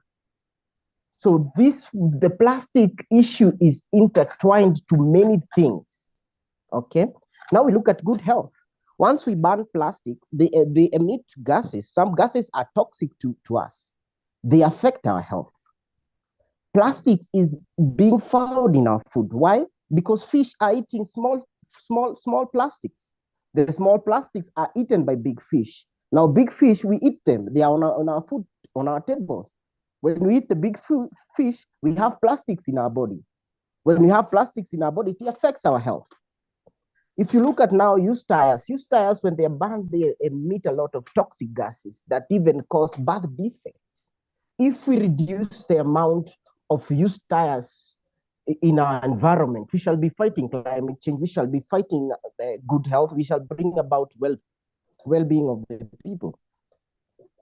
Okay, we look at SDG 4, quality education. We are working together with Aunua Global. Aunua Global is a social impact enterprise that is working towards bringing about education on mental health and all these. Such facilities are going to be used by Aunua Global to bring about quality education and skill development. Gender equality. Such facilities are going to be used in the future for gender equality, where now we can create such platforms in such facilities that are fighting gender equality. Clean water and sanitation, SDG 6. Once we reduce the amount of plastics in waterways, in our dams, in our ocean, plastics brings about places that bacteria grow. Once these bacteria grow, they affect our drinking water. And this is why it shall bring about clean water and sanitation once we reduce the plastics in these water catchment areas. Affordable and clean energy. Our Global is also working towards now teaching people on how now they can convert this plastic waste into affordable and clean energy. So we shall be working together with our Global and also New Life Africa on that. Decent work and economy. Once we have such a facility, it's going to create decent work. We'll have security personnel, we'll have cleaners, we'll have people who will be in a position to charge people who come in such facilities. Such facilities are going to create platform for artists, it's going to create platform for sportsmen, bring about economic growth, decent work for people in any community around the world. We're looking at industry and innovation, that is SDG, industry, innovation, and infrastructure, that is SDG 9. Once we have such a facility, we shall have people now, government building roads to have people access that facility. It will bring about people building hotels near such facility because it's bringing about demand generators. We will have a lot of people building petrol stations near such places, and we will have industry innovation and infrastructure growth, reduce inequality. This is something that has really affected me personally. I'm a basketball coach, an international coach, but I don't have a sports facility. I normally rely on going to institutions. Once I go to institutions, they only give me 1 hour. And in that 1 hour, the institution wants to play. So you don't have, there's that inequality that we, for instance, where I come, we have almost 10 football courts, no basketball courts, no tennis courts. Those indoor sports are gone. They are nowhere in the country. So those indoor sports, we want to create that environment for them. And that will reduce inequality, and that is in SDG 10. Sustainable city and communities. I think we have talked about such a facility bringing about a certain economy that has never been there before. And this will bring about sustainability of cities, because cities, hotels will get people to sleep every weekend. We'll have clubs having people every weekend. We'll have leisure places having people every weekend, because people are coming to such areas, not only to watch the sport, but also to see a facility being built out of waste materials. So it is just a tourist attraction that will bring another aspect of now people earning from such a facility. Responsible consumption and production. One, if we look at plastic itself and we start telling people how plastic is bad, how plastic is affecting our environment, how plastic is affecting our climate, how fast plastic is affecting our food, we will have people now adopting other methods rather than using plastics. And this will bring about responsible consumption. I think we have places and countries that are not allowing plastics in their natural, in their zoos. They are not allowing them in their forests. They are not allowing plastic in their beaches. Once we do that, and then we start that, we are going to reduce the production of plastics, because we have said plastic emit greenhouse gases from cradle to grave. So once we start enlightening people, we shall have alternative methods that are less detrimental to our environment. We go to SDG 13 now on climate change. I think plastic has contributed a lot to climate change. I think anywhere I go around my country, I'm finding small fires, and I want to start a campaign of putting off small fires, because they are more dangerous than the big fires. The smallest fires you see of plastics, if you combine them in your own town, even if there are 2 papers you're burning on plastics, that is greenhouse gas being emitted. We must fight such small plastic fires, so that now the big plastic fires will be easier to fight. So I will start a campaign on fighting the small fires, because they are very detrimental to our climate. Once plastic is burned, it produces carbon dioxide and nitrous oxide, among other gases. This gas, when it goes to the atmosphere, it is hit by the sun.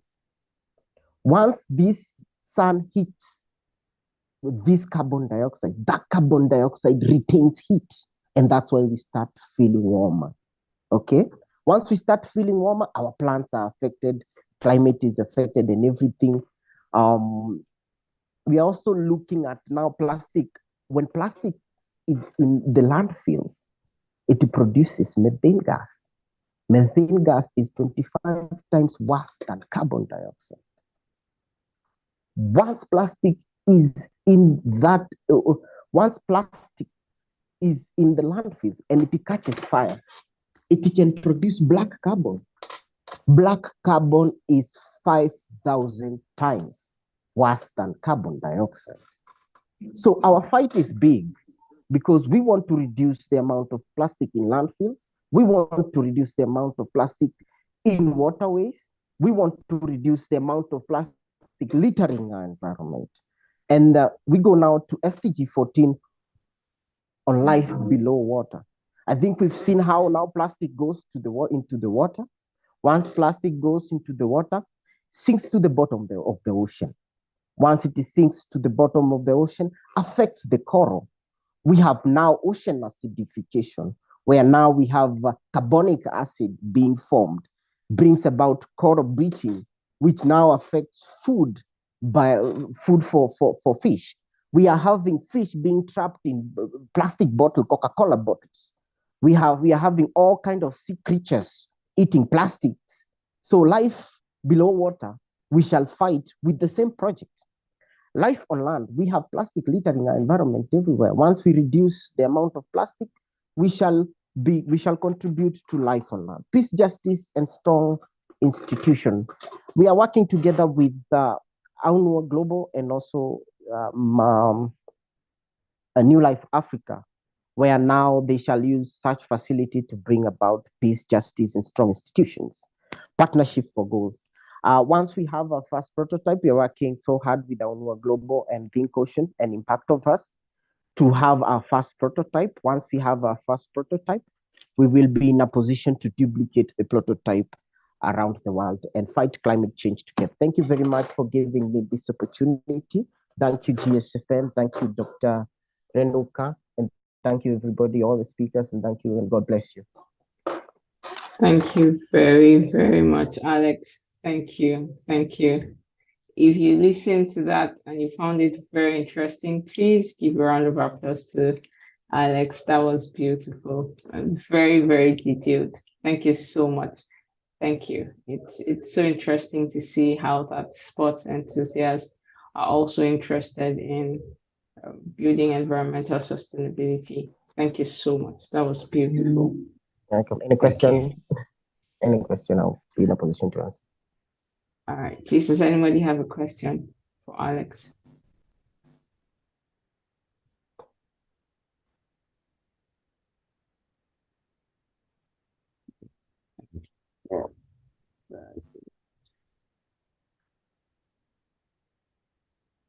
Okay.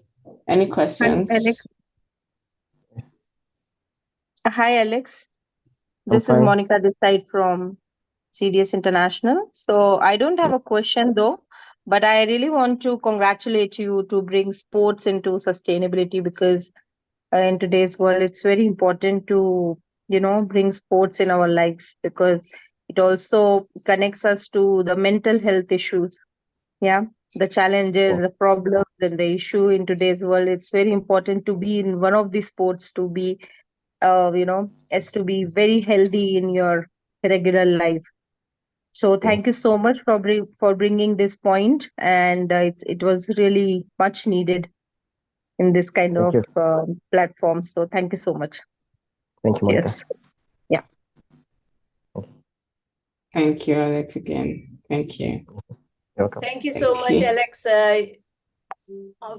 Since I have met Alex and heard his story from day one, I was impressed, and I always wanted to support him. So I really thank you for taking time and being with us with this summit, and also looking forward to engage with you further. So thank you very much. Thank you. Thank you very much, Dr. Tenuka. Thank you, Alex. So, Alex, I sent you a connection request on LinkedIn. There is one comment from Caroli, if you want to read, please. Okay. And then you can invite, we have another speaker ready to speak, okay? Okay. All right. So Carly says, the need to reduce the batteries in all sectors is a key solving some of these climate problems.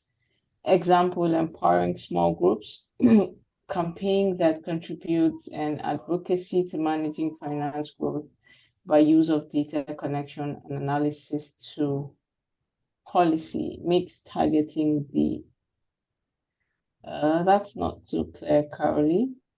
The need to reduce the barriers, in all sectors is a key solving some of these climate problems.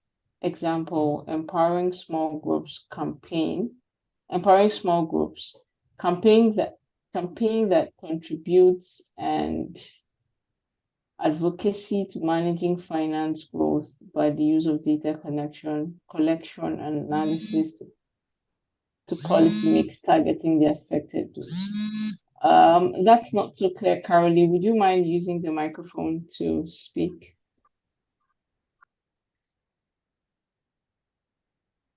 Carolee, are you there?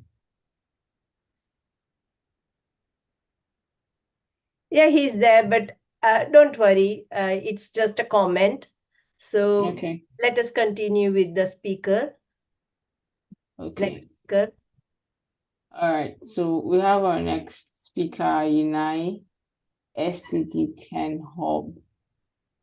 Please go ahead. I saw a message that you're ready with your presentation. Yes, please go ahead. Have they shared the documents with you? Document? I thought they had to do a slide. So is it only the documents, or they want to speak? Let me check. Okay, they just said our presentation is ready. Right. Yeah. Okay, please go ahead, SDG10 Hub, if you can hear me. We don't need to talk a lot. 5 minutes to showcase the presentation. Yes, please. Okay. Yes, 5 minutes only to showcase the presentation, and you can allow the screen to be shared. Maybe for people who might have missed what I had said, as the screen is being shared, as the United Nations Academic Impact Hub for SDG number 10, we receive information. This is a template that we receive. Scroll up, you move up. We receive it from United Nations. You can go back to the top. So you see, it comes to us, and I'm the contact person. Move on, move up. And this is a template that people will receive. How many academic programs in undergraduate and grad levels are associated with SDGs and United Principles? So we have, fortunately, we've quite a lot, 10 and more. How many, have you any system to map academic courses on the SDGs? So scroll down. So in total, there are 10 of these questions. Move on, go down, down, down, down, down. And then what is the format of these events? What type of events were these? The events to do with SDGs? How many attendees, participants in total took place in the event? And our events are clear. We have various events like graduation ceremonies. We have workshops. We have medical camps and so on. Go to the which SDGs were covered in this event. Actually, we see that the events we hold at the university cover all the SDGs. And how many activities or initiatives with the government, civil society, and government organizations, private sector. And we find ourselves at the top of this. We can now go to the list of the activities, just a lineup of the activities, a quick lineup of the activities, just moving to the lineup. Because this is now the information that we provide. So you see, we have various activities. For instance, I can say Mount Kenya University Foundation. We offer scholarships in medical school. We have also from the MKU Foundation, we go planting trees and offering support. Like this one is MKU Fraternity planting trees during an international day. Moving on, this is, we are good in innovation. So this is one of our persons who was awarded, was awarded for innovation, Mr. Donatus Joroge. Down the next item, we have been working with the Dyslexia Organization of Kenya in sensitizing Kenyans and the community at large on dyslexia. I'm not very sure how many people know about dyslexia here. There is an organization called Dyslexia Organization Kenya, which helps to inculcate skills and knowledge into ourselves to know and to have the awareness about children who are dyslexic. So this is a meeting that we had in one of the forums. Continue, go down. This is, as we said, we are strong in the area of health. These are pharmacists. The team here, we have got actually 3 professors from India who teach in our School of Pharmacy. And this is one of the activities that they are meeting with the university vice chancellor to present the award they won. Move down, let's go down. And again, this forum is where we were receiving, this is again a guest to the School of Colleges, medical school, who had come from Namibia. And down here, the vice chancellor last year was receiving the then vice president of Namibia to the university. Today, the gentleman is the president of Namibia. So we have a relationship in medical sciences with the University of Namibia. Empowering, go down to the next one, empowering boy child. This was a visit to the university by the spouse to the deputy president. And she came and made a very strong presentation to the students and the community on boy child initiative. Let's go down. We may not go, I'm only giving you a feel. We have got the Center for Malaria Elimination and the Institute of Tropical Medicine. So this is a Japan-funded organization center. Go down, ma'am. No, go back to JICA-sponsored activity. So on this day, the ambassador of Embassy of Japan in Kenya was opening the center. It works in collaboration with the community. And this is one of the activities that as the hub for SDG, we are very strong because we try to promote SDG number 3 on good health and well-being.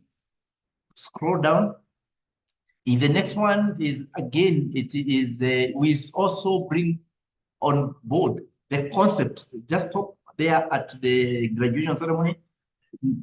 So on 23rd, our 23rd graduation ceremony in August, we gave the theme of embracing law, science, and technology for achievement of climate change interventions. The earlier speaker talked about trees plastics. So here we brought the National Assembly Speaker, Dr. Wetangula, to discuss about the use of law in climate change mitigation. And the discussions we try after the graduation, we try to make good of that and pick them up. Let's go down. In the same graduation ceremony, we honored, let's continue, move on to the next one.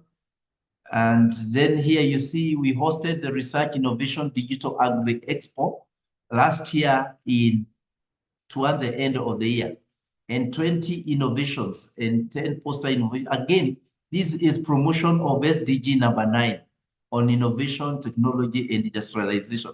A lot of industry partners came and showcased their activities. Then the other one is on, we again very strong on regional undertaking.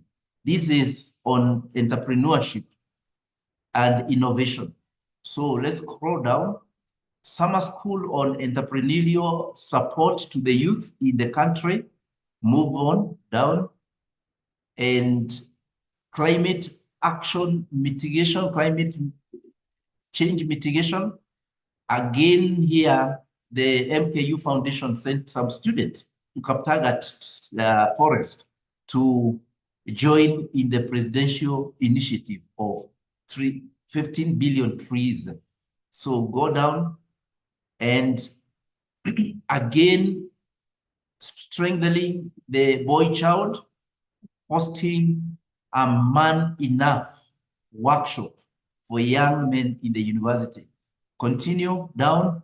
We may not be able to cover it all because I was saying this is MKU Unite SDG 10 hub on reduced inequalities, not reduces, but reduced inequalities. And we were marking the International Day of Family Remittances. We have particular days that we are given to mark. So on this day, 16th of June, we had a webinar to mark the International Day of Family Remittances. I think I would want to stop there because basically I was giving a highlight of things that we do.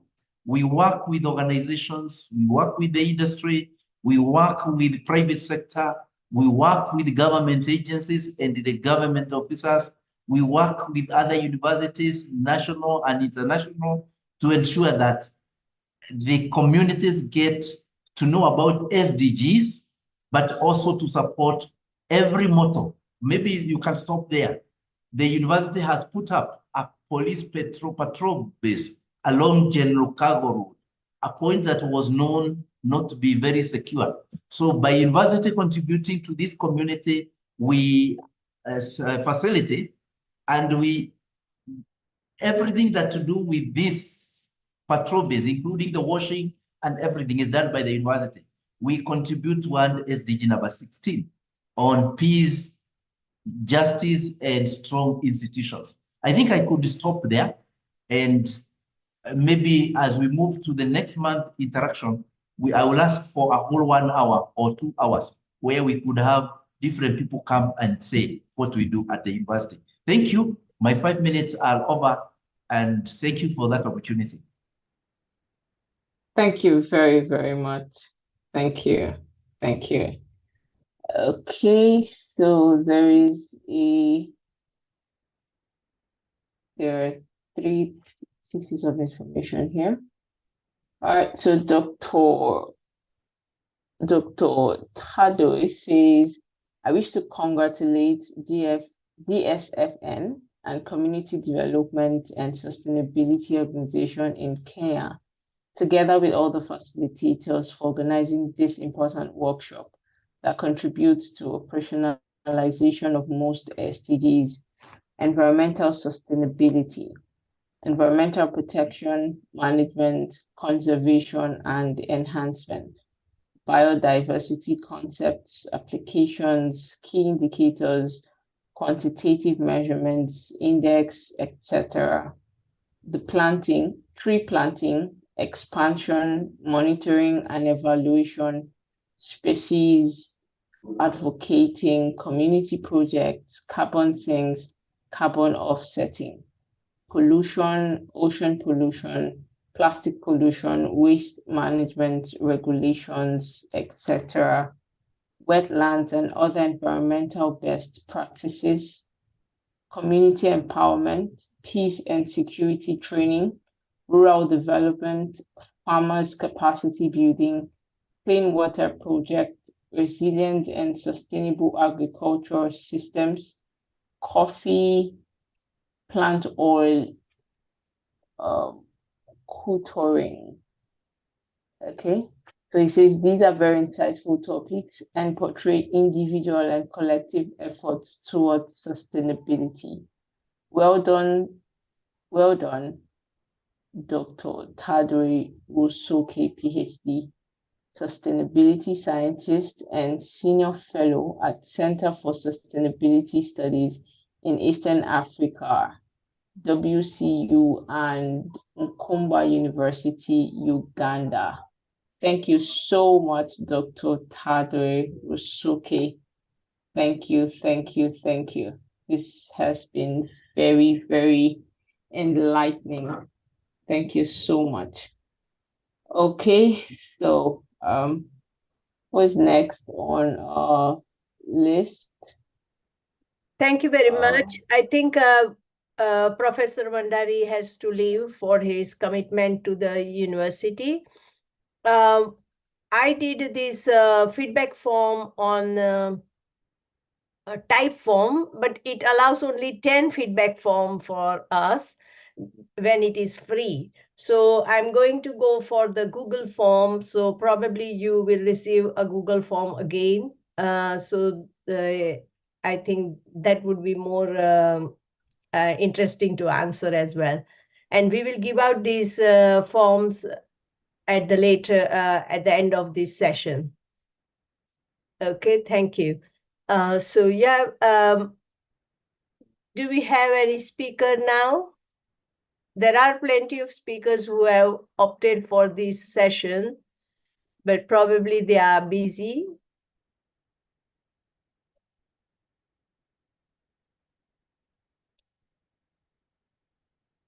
I don't see particularly those who have committed being here.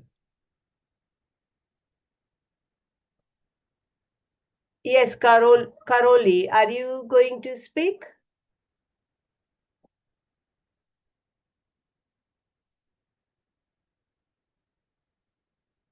No.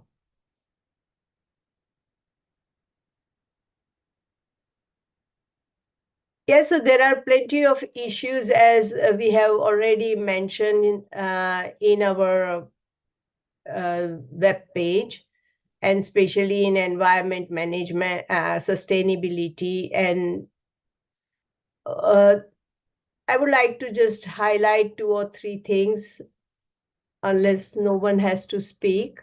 Monica, do you have to add anything? Not right now. Maybe in the evening session, we can prepare something to add on to the topic. All right. Yeah, sure. So, yeah, the main issues here for the environmental sustainability, I think we need to understand that environment is a partner to the economy, because our economy cannot, flourish or cannot even produce products and services that we need for our economy without environmental sustainability. And that is what we wanted to highlight here. And plants, agriculture, and all biodiversity, and they all play a big role in environmental sustainability, as well as regulations play a big role. There are plenty of standards like ISO standards and many other best practices in the different sectors that allow us to contribute to environmental sustainability. And already, I think Vishnu has mentioned about circular economy, where he has emphasized the importance of resource management as well as waste management, and also innovative materials, alternate materials for different uses.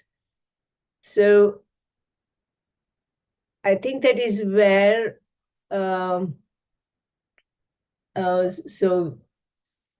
especially, I don't know why people wanted to speak about tree planting a lot.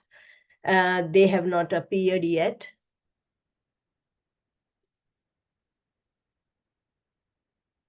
I'm looking through the messages. Okay, let me give a message to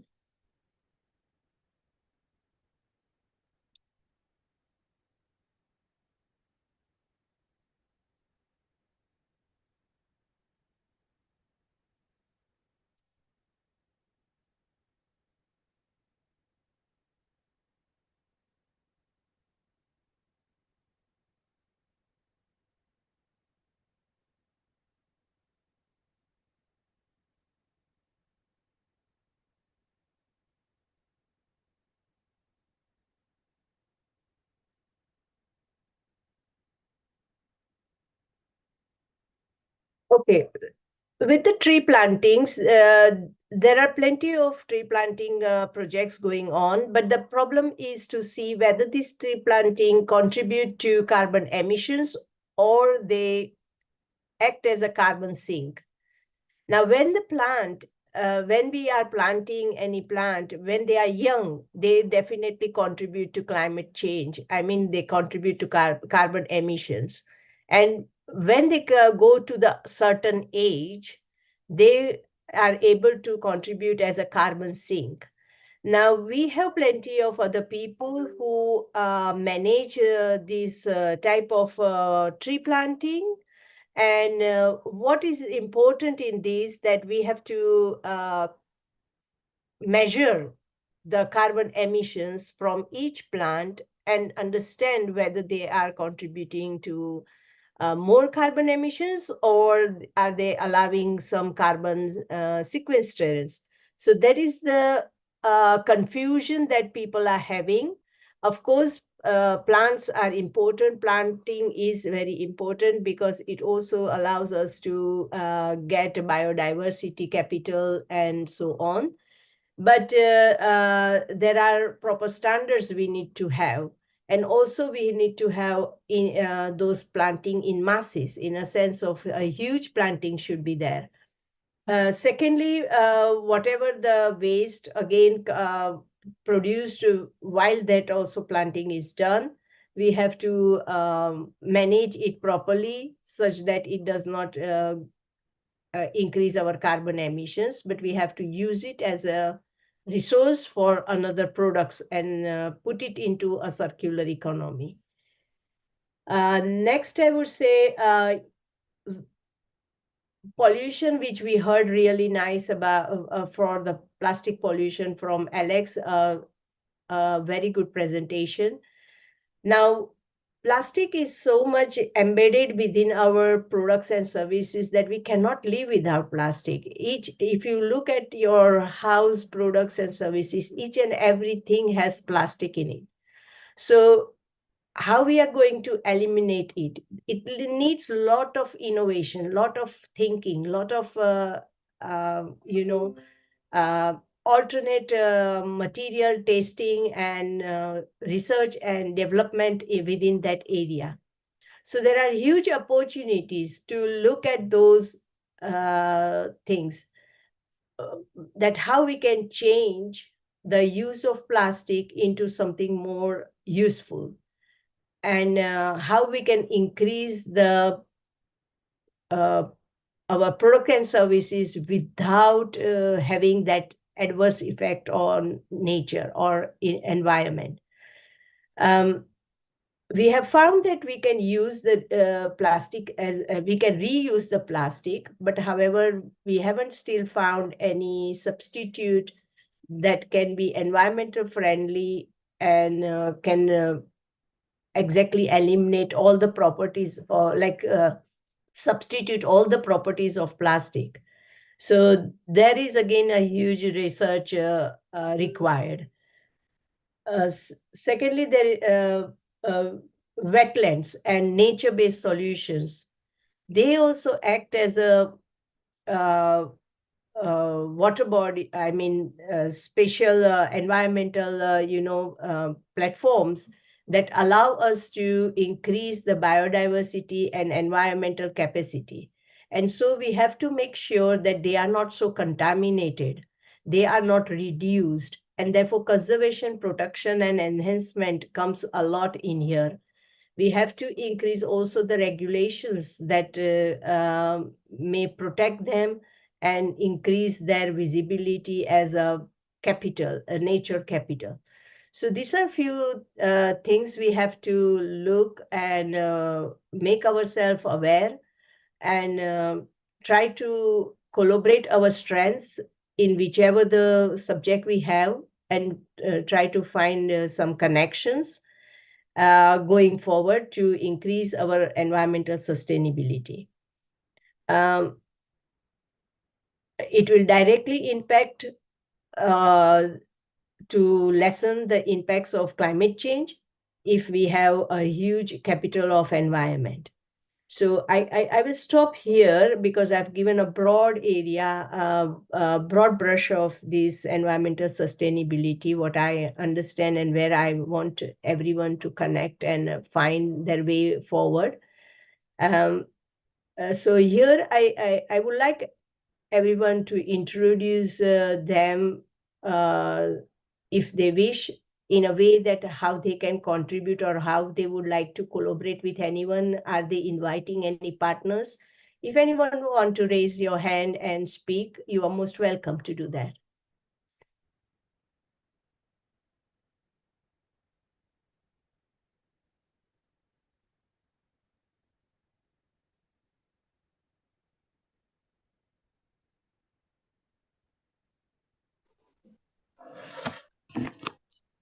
Hello everyone, I am Samson Were from Kenya. I'm a senior university taking international relations. I'm just eager and willing to listen more and also to learn more.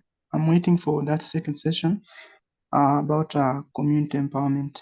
Thank you so much. Okay, thank you. Thank you.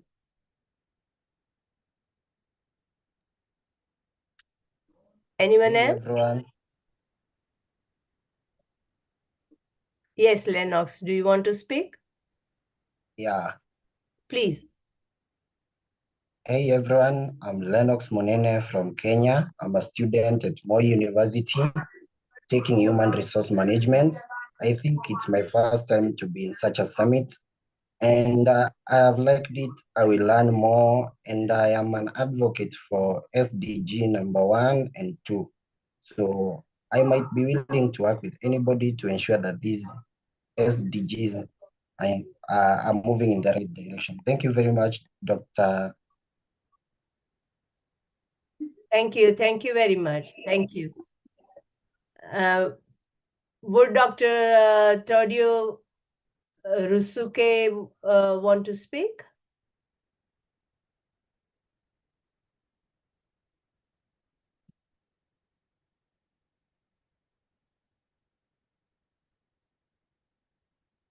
This is the open platform for all of you to speak, so please do.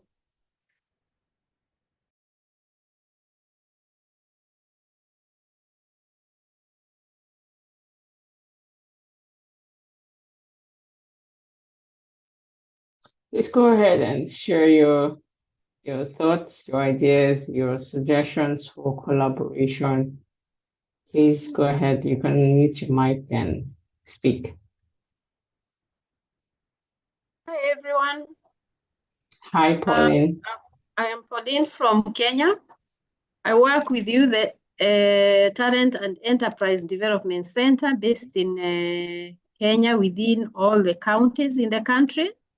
And our focus is on promoting initiatives that are based on community development and environmental conservation through the young population. We have one project I would want to talk about, and where we work with primary school kids, because I believe that some of these initiatives becomes very difficult when you start trying to tell people when they're already old and decided what they want to do. So we are promoting agribusiness and environmental conservation in primary schools, again, among the young kids.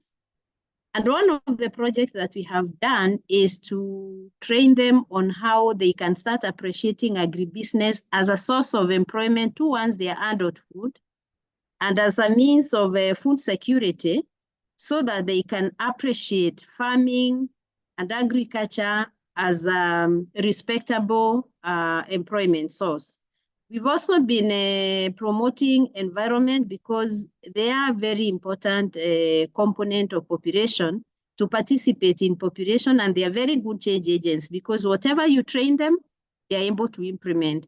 So we've been correcting pillow pouch, plastic papers from milk, you know, the paper you use after the milk. We've been correcting them for about 3 years now. And we are using them for planting trees, especially on tree nurseries, where instead of buying papers for planting trees within their tree nurseries, they can use those papers to recycle them, to remove them from waste bins, and to put them into better use. And this is also inculcating the culture among the young people on how to conserve their own energy, and then they sell the seedlings to the community, again, communicating to the community that there's need to plant trees in addition to planting those trees in the schools. It's a very exciting program working with young people, and I would really love to have any partners who would want to collaborate with us in transforming our economy, our society, our environment, using the very young people whom, when we inculcate that behavior when they're young, when they become old, they leave it. Thank you very much. Thank you so much, Pauline. That is very excellent. You know what? You are doing this very interesting work, but at the same time, as you mentioned, that it is very hard to reach out to people and make them comfortable with your concept, and that you are impacting. People are so busy in their own life, and they think that they won't be able to contribute. But I think a little bit of wherever, I think even as a hobby or as a passion, you need to contribute to something which you can do within your own reach. And so thank you for sharing this. I would like to know one or two things more about it, that how you monitor your progress, and do you have some system in place to monitor and report, evaluate it, and so on? One of the things that we do, especially when we take a project, we every year recruit a number of interested young people because it's quite voluntary. Yes. And we introduce the concept to a school. The school must be willing to partner with us. And then the kids themselves, we do the introduction. Of course, we integrate entrepreneurship, skills, talent, and also the environmental conservation component. And what we do, we have a whole program through which we work, and we monitor the outcomes each and every step when as we progress, because we do things like sports, we do talent shows. So we have implementation tools that we use to make sure that we are actualizing our targets, and we also make sure that we can see the outcomes of these, because the whole idea is to also help these young people be more focused in their lives at a very young age. Thank you. Thank you, Pauline. Would you mind putting your information in the chat, or have you already done? I will do that. Thank you. Thank you very much. Yes. I'll do that. All right. Okay. Thank you. We have hand raised. Iko Mobang.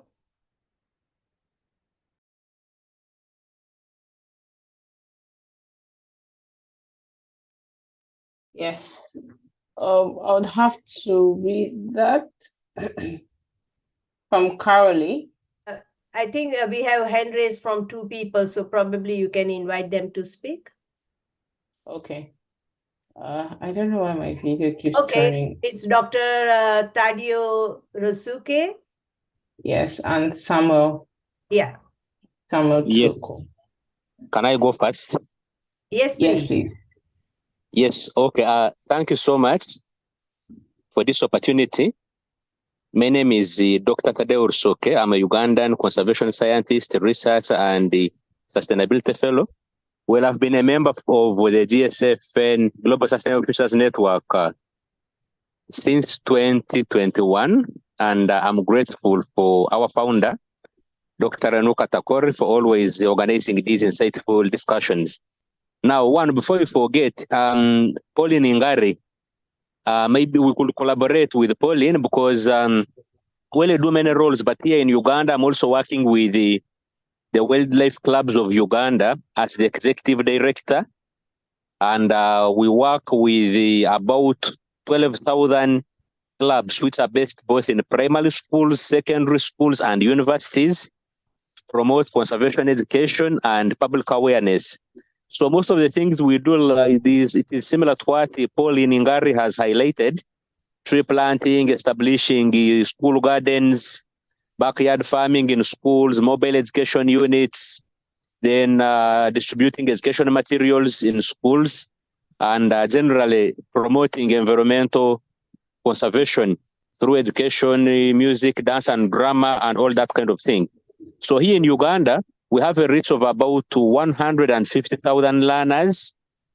And I'm also happy to report that we also work with wildlife clubs of Kenya.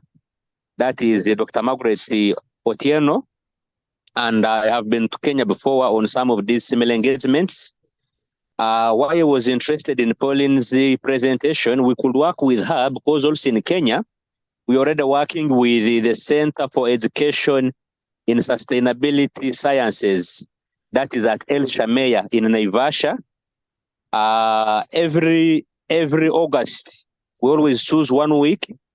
We come along to Kenya with environment educators from Uganda and trainers from Uganda, and we train our Kenyan counterparts, environment educators, school-based patrons, and all other interested parties from Kenya Wildlife Service, the Giraffe Center, and others. We train them on issues of plastic waste recycling, very practical training. So in that regard, I'm a regional facilitator and trainer at the Center for Education and Sustainability at El Shameya in Kenya. And this year we shall be coming in August from 5th to around the 12th of August. We shall be coming to Kenya. So if you could come along, I'm going to share my details. We could get in touch. But apart from that, Dr. Renuka knows I also do independent research through my own consultancy, that is Africa One Consult, especially on human-wildlife conflict mitigation. And I would also maybe gladly report that this year on World Wildlife Day, the government of Uganda recognized my effort with an award for human wildlife harmonious living here in Uganda. So I do that very well, especially if you have projects which you could collaborate on, both as individuals or organizations. I am willing to support that work. And if there is any in the group as a wind up who are interested in issues to deal with the wildlife economies, yes, I'm a senior fellow of the African Wildlife Economy Institute at Stellenbosch University in South Africa. And I'm happy to support because the institute gives 5 fully funded PhDs every year.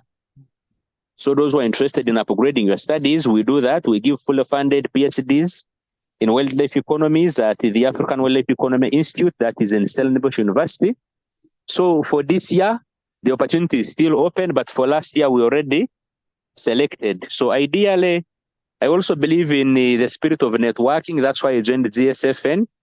And I'm also glad Dr. Renuka for the award you gave me last year and for the previous one. So I have just won 2 from Gsfn. And I'm really grateful and looking forward to collaborate with each one of you here to promote and protect our shared planet.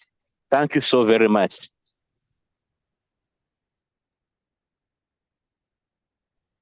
Thank you. Thank you very, very, very much, Dr. Tadio. Thank you. And I hope that everyone who qualifies for that scholarship will take advantage of it. Thank you very much. All right, so who was the second person? Let me see that. Samuel Thuku, please go ahead. Hello, thank you everyone for the opportunity and this platform. And thank you, Dr. Renuka, for this platform on Global Sustainable Futures Network. It has been a helping network to us who are learning and implementing our efforts. I'm Samuel Thuku, founder of Sajo Technical Solutions. We deal with the new, or we apply modern technology in cooking systems to get the clean energy cooking system in our kitchens, which save our mothers and children from the diseases related to emissions from the biomass, like firewood or other cooking methods, to save our community from all these diseases and saving time, saving the negative impact from our kitchens, which are maybe related to old cooking methods of three stones fire cooking methods, which are very risky. We also partner with organizations like Kelela, who are our partners in implementing the same, where we help our schools with maybe solar systems for their dormitories for students to add more hours of learning. Then we also help them to maybe achieve the modern kitchens, the schools in the areas where they are marginalized, where even the government does not lead those areas. But we partner with organizations to make sure that they afford and they manage to get the systems to help them in cooking, to save their time and energy in the system. We also do tree planting for these cooking systems, save the deforestation. It saves the deforestation by 80%. If you are cutting 100 trees in 3 months, you find that you only need to cut 20. And also, if we can plant 200 in such a 3 months time, it means that we will recover the deforestation or the gap. We will have enough for the use for domestic and enough for our forest. We also empower our students through giving them maybe learning materials, empowering them with books, and our teachers also, we empower them with modern learning systems like televisions, where they can teach using television to the students who are in marginalized areas to connect with the urban world, where they they might find themselves left behind. I want to thank you for the time you have given me. We are working on our presentation, a video, which was not ready because we were not speakers today. We were attendees, but we are working on the video, and when it's ready, we shall share. Thank you. Thank you very much. Thank you. I think we have to, everyone is asking for break. So yeah, we can take a break for 1 hour now, and we will rejoin at 11 o'clock here, my time. So probably, what is the time at your side, Kenya host? It will be 2 p.m. Wonderful. So we reconnect. You have to use the same link to connect. And we will just pause the recording.